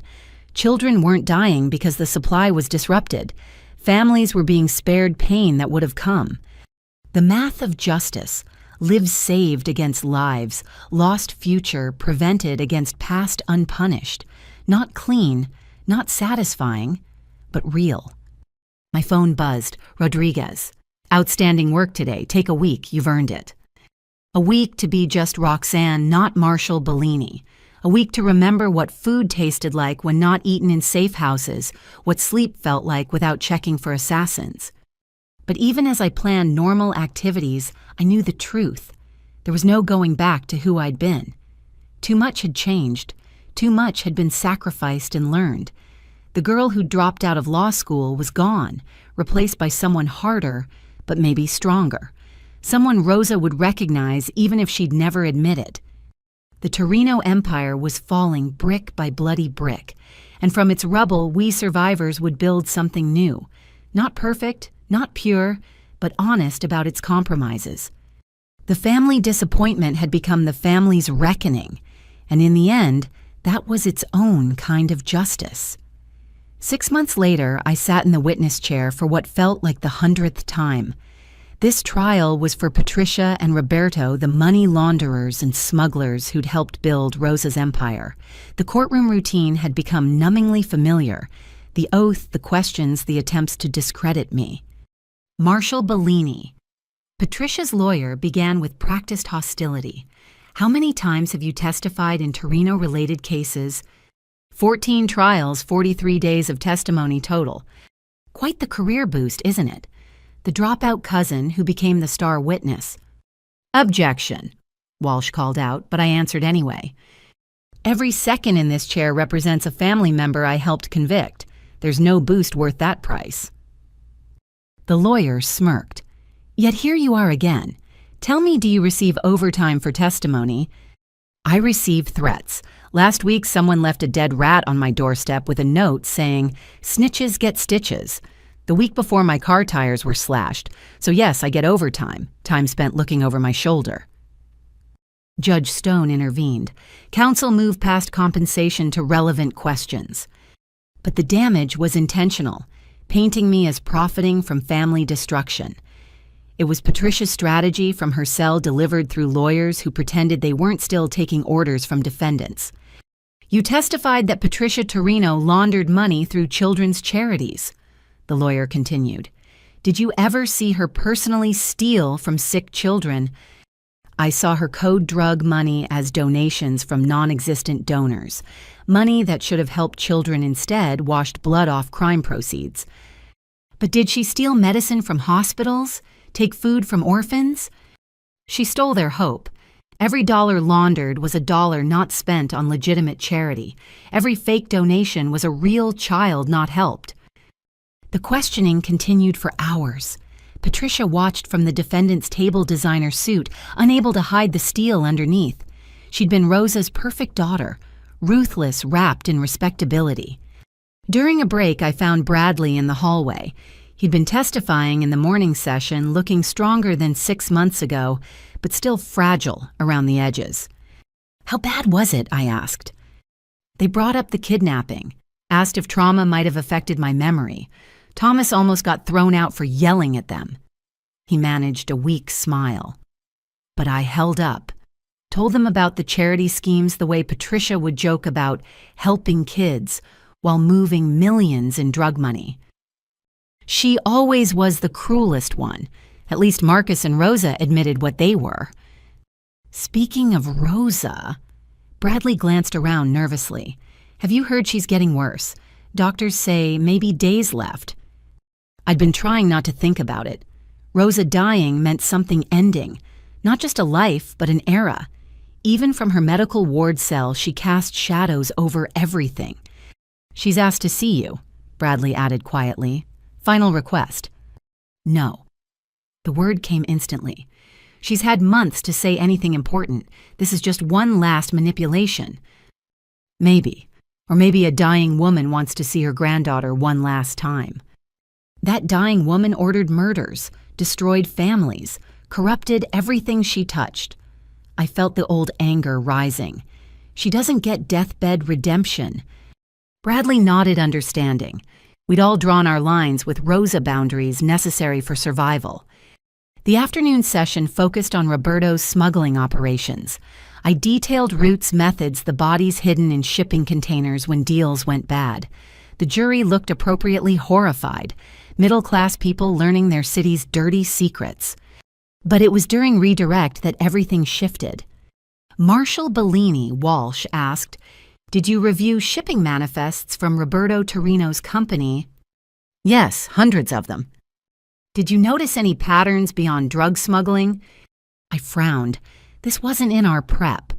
There were inconsistencies, shipments that didn't match customs records but not containing drugs. "What did they contain?" "Objection." Roberto's lawyer stood. "This is beyond the scope." "Your Honor." Walsh responded, "This goes directly to the conspiracy charges."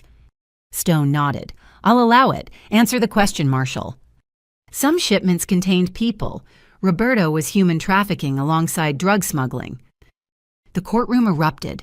This wasn't in any indictment, any previous testimony. Roberto shot to his feet, screaming in Italian, before guards restrained him. "How do you know this?" Walsh pressed. Port Authority found remains in containers from 2018. DNA matched missing persons from Eastern Europe. The shipping manifests traced back to Roberto's company. "Why wasn't this charged?" "Insufficient evidence to prove Roberto's knowledge. Until yesterday." Walsh produced a document. Marcus Torino's latest cooperation included details about the human trafficking. Roberto bragged about it, called the victims bonus cargo. Patricia's composure finally cracked. She turned on her brother, hissing accusations. Their lawyers tried to restore order while the jury watched the Torino family tear itself apart. Judge Stone gavelled repeatedly. "We're in recess. Marshals secure the defendants separately." In the chaos, my phone buzzed. "Rodriguez, Rosa's taken a turn. Medical says hours, not days. She's asking for you urgently." I stared at the message, then at the courtroom where Patricia and Roberto's empire crumbled. Rosa was dying while her children destroyed each other. Poetic justice or just pathetic ending? Bellini. Thompson appeared at my shoulder. "Rodriguez wants you at the hospital, says it's your choice, but he thinks I should go." "He thinks you'll regret not going. Last chance for answers, closure, whatever you need from her." What I needed from Rosa was impossible. Admission of guilt, genuine remorse, explanation for how family became commodity. But maybe seeing her die would be closure enough. "I'll drive you," Thompson offered. "Security's tight there anyway." The medical ward of the Federal Detention Center smelled like disinfectant, fighting a losing battle against death. Rosa's room was under heavy guard, but they waved me through after checking weapons.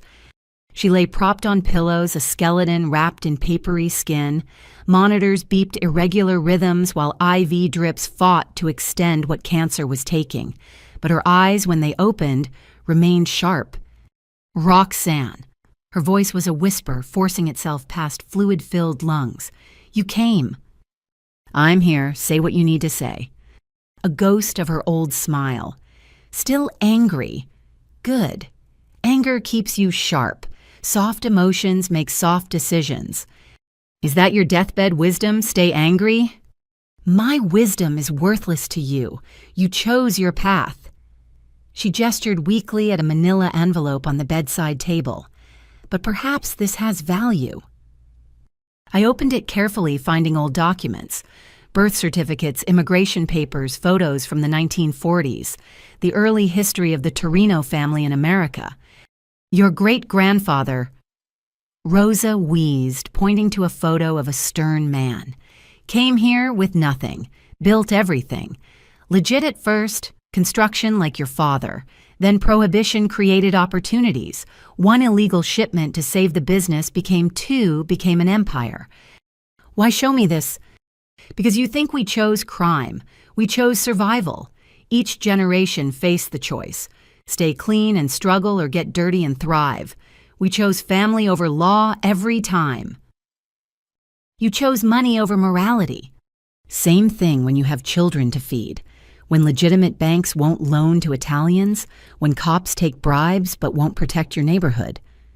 She coughed specks of blood on her lips. Every crime began as necessity. And ended as greed. Yes. The admission surprised me. Success corrupted what survival built. I forgot why we started remembered only the power. That's why I wanted you to take over. You understood necessity without losing sight of morality. I would never... You already did. Blackmailed lawyers used dirty cops killed to save Bradley. Necessity made you compromise every principle. Her eyes held mine. The only difference between us is degree. And the fact I stopped, walked away, chose justice. Chose sides, but justice. She laughed a wet sound full of razors. Watch Patricia and Roberto destroy each other. Watch Marcus betray everyone. Watch the violence that fills our vacuum. Is Chicago safer? Are fewer children dying? I couldn't answer. New suppliers had moved and other families expanded. The drugs flowed from different sources, but still flowed. I'm not here for philosophy, I said finally. What did you really want? To see you once more. To give you that envelope. To tell you... She paused, gathering strength. To tell you I'm proud. You destroyed us, but you did it with strength, intelligence, courage. Everything I taught you used against me. A grandmother's pride and pain together. I don't want your pride. But you have it. Along with my eyes, my stubbornness, my ability to do necessary things. She reached out with one skeletal hand. We are not so different, granddaughter, both willing to sacrifice for our version of family.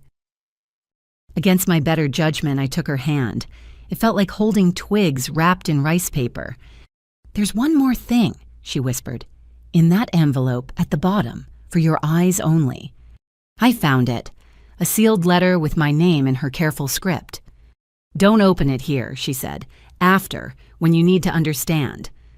Understand what? But her eyes were closing, energy spent. Take care of Bradley. He's fragile. The ones who feel most break easiest. And Roxanne. When they offer you promotion, big cases, career advancement, remember that justice and ambition wear the same suit. Don't let success corrupt what survival built. Her hand went limp in mine. For a moment I thought she'd died, but monitors showed a threadbare pulse continuing. Goodbye, Rosa. I said, not sure what else there was. Arrivederci, nipotina, she whispered, until we meet again. I left her there dying, surrounded by guards instead of family.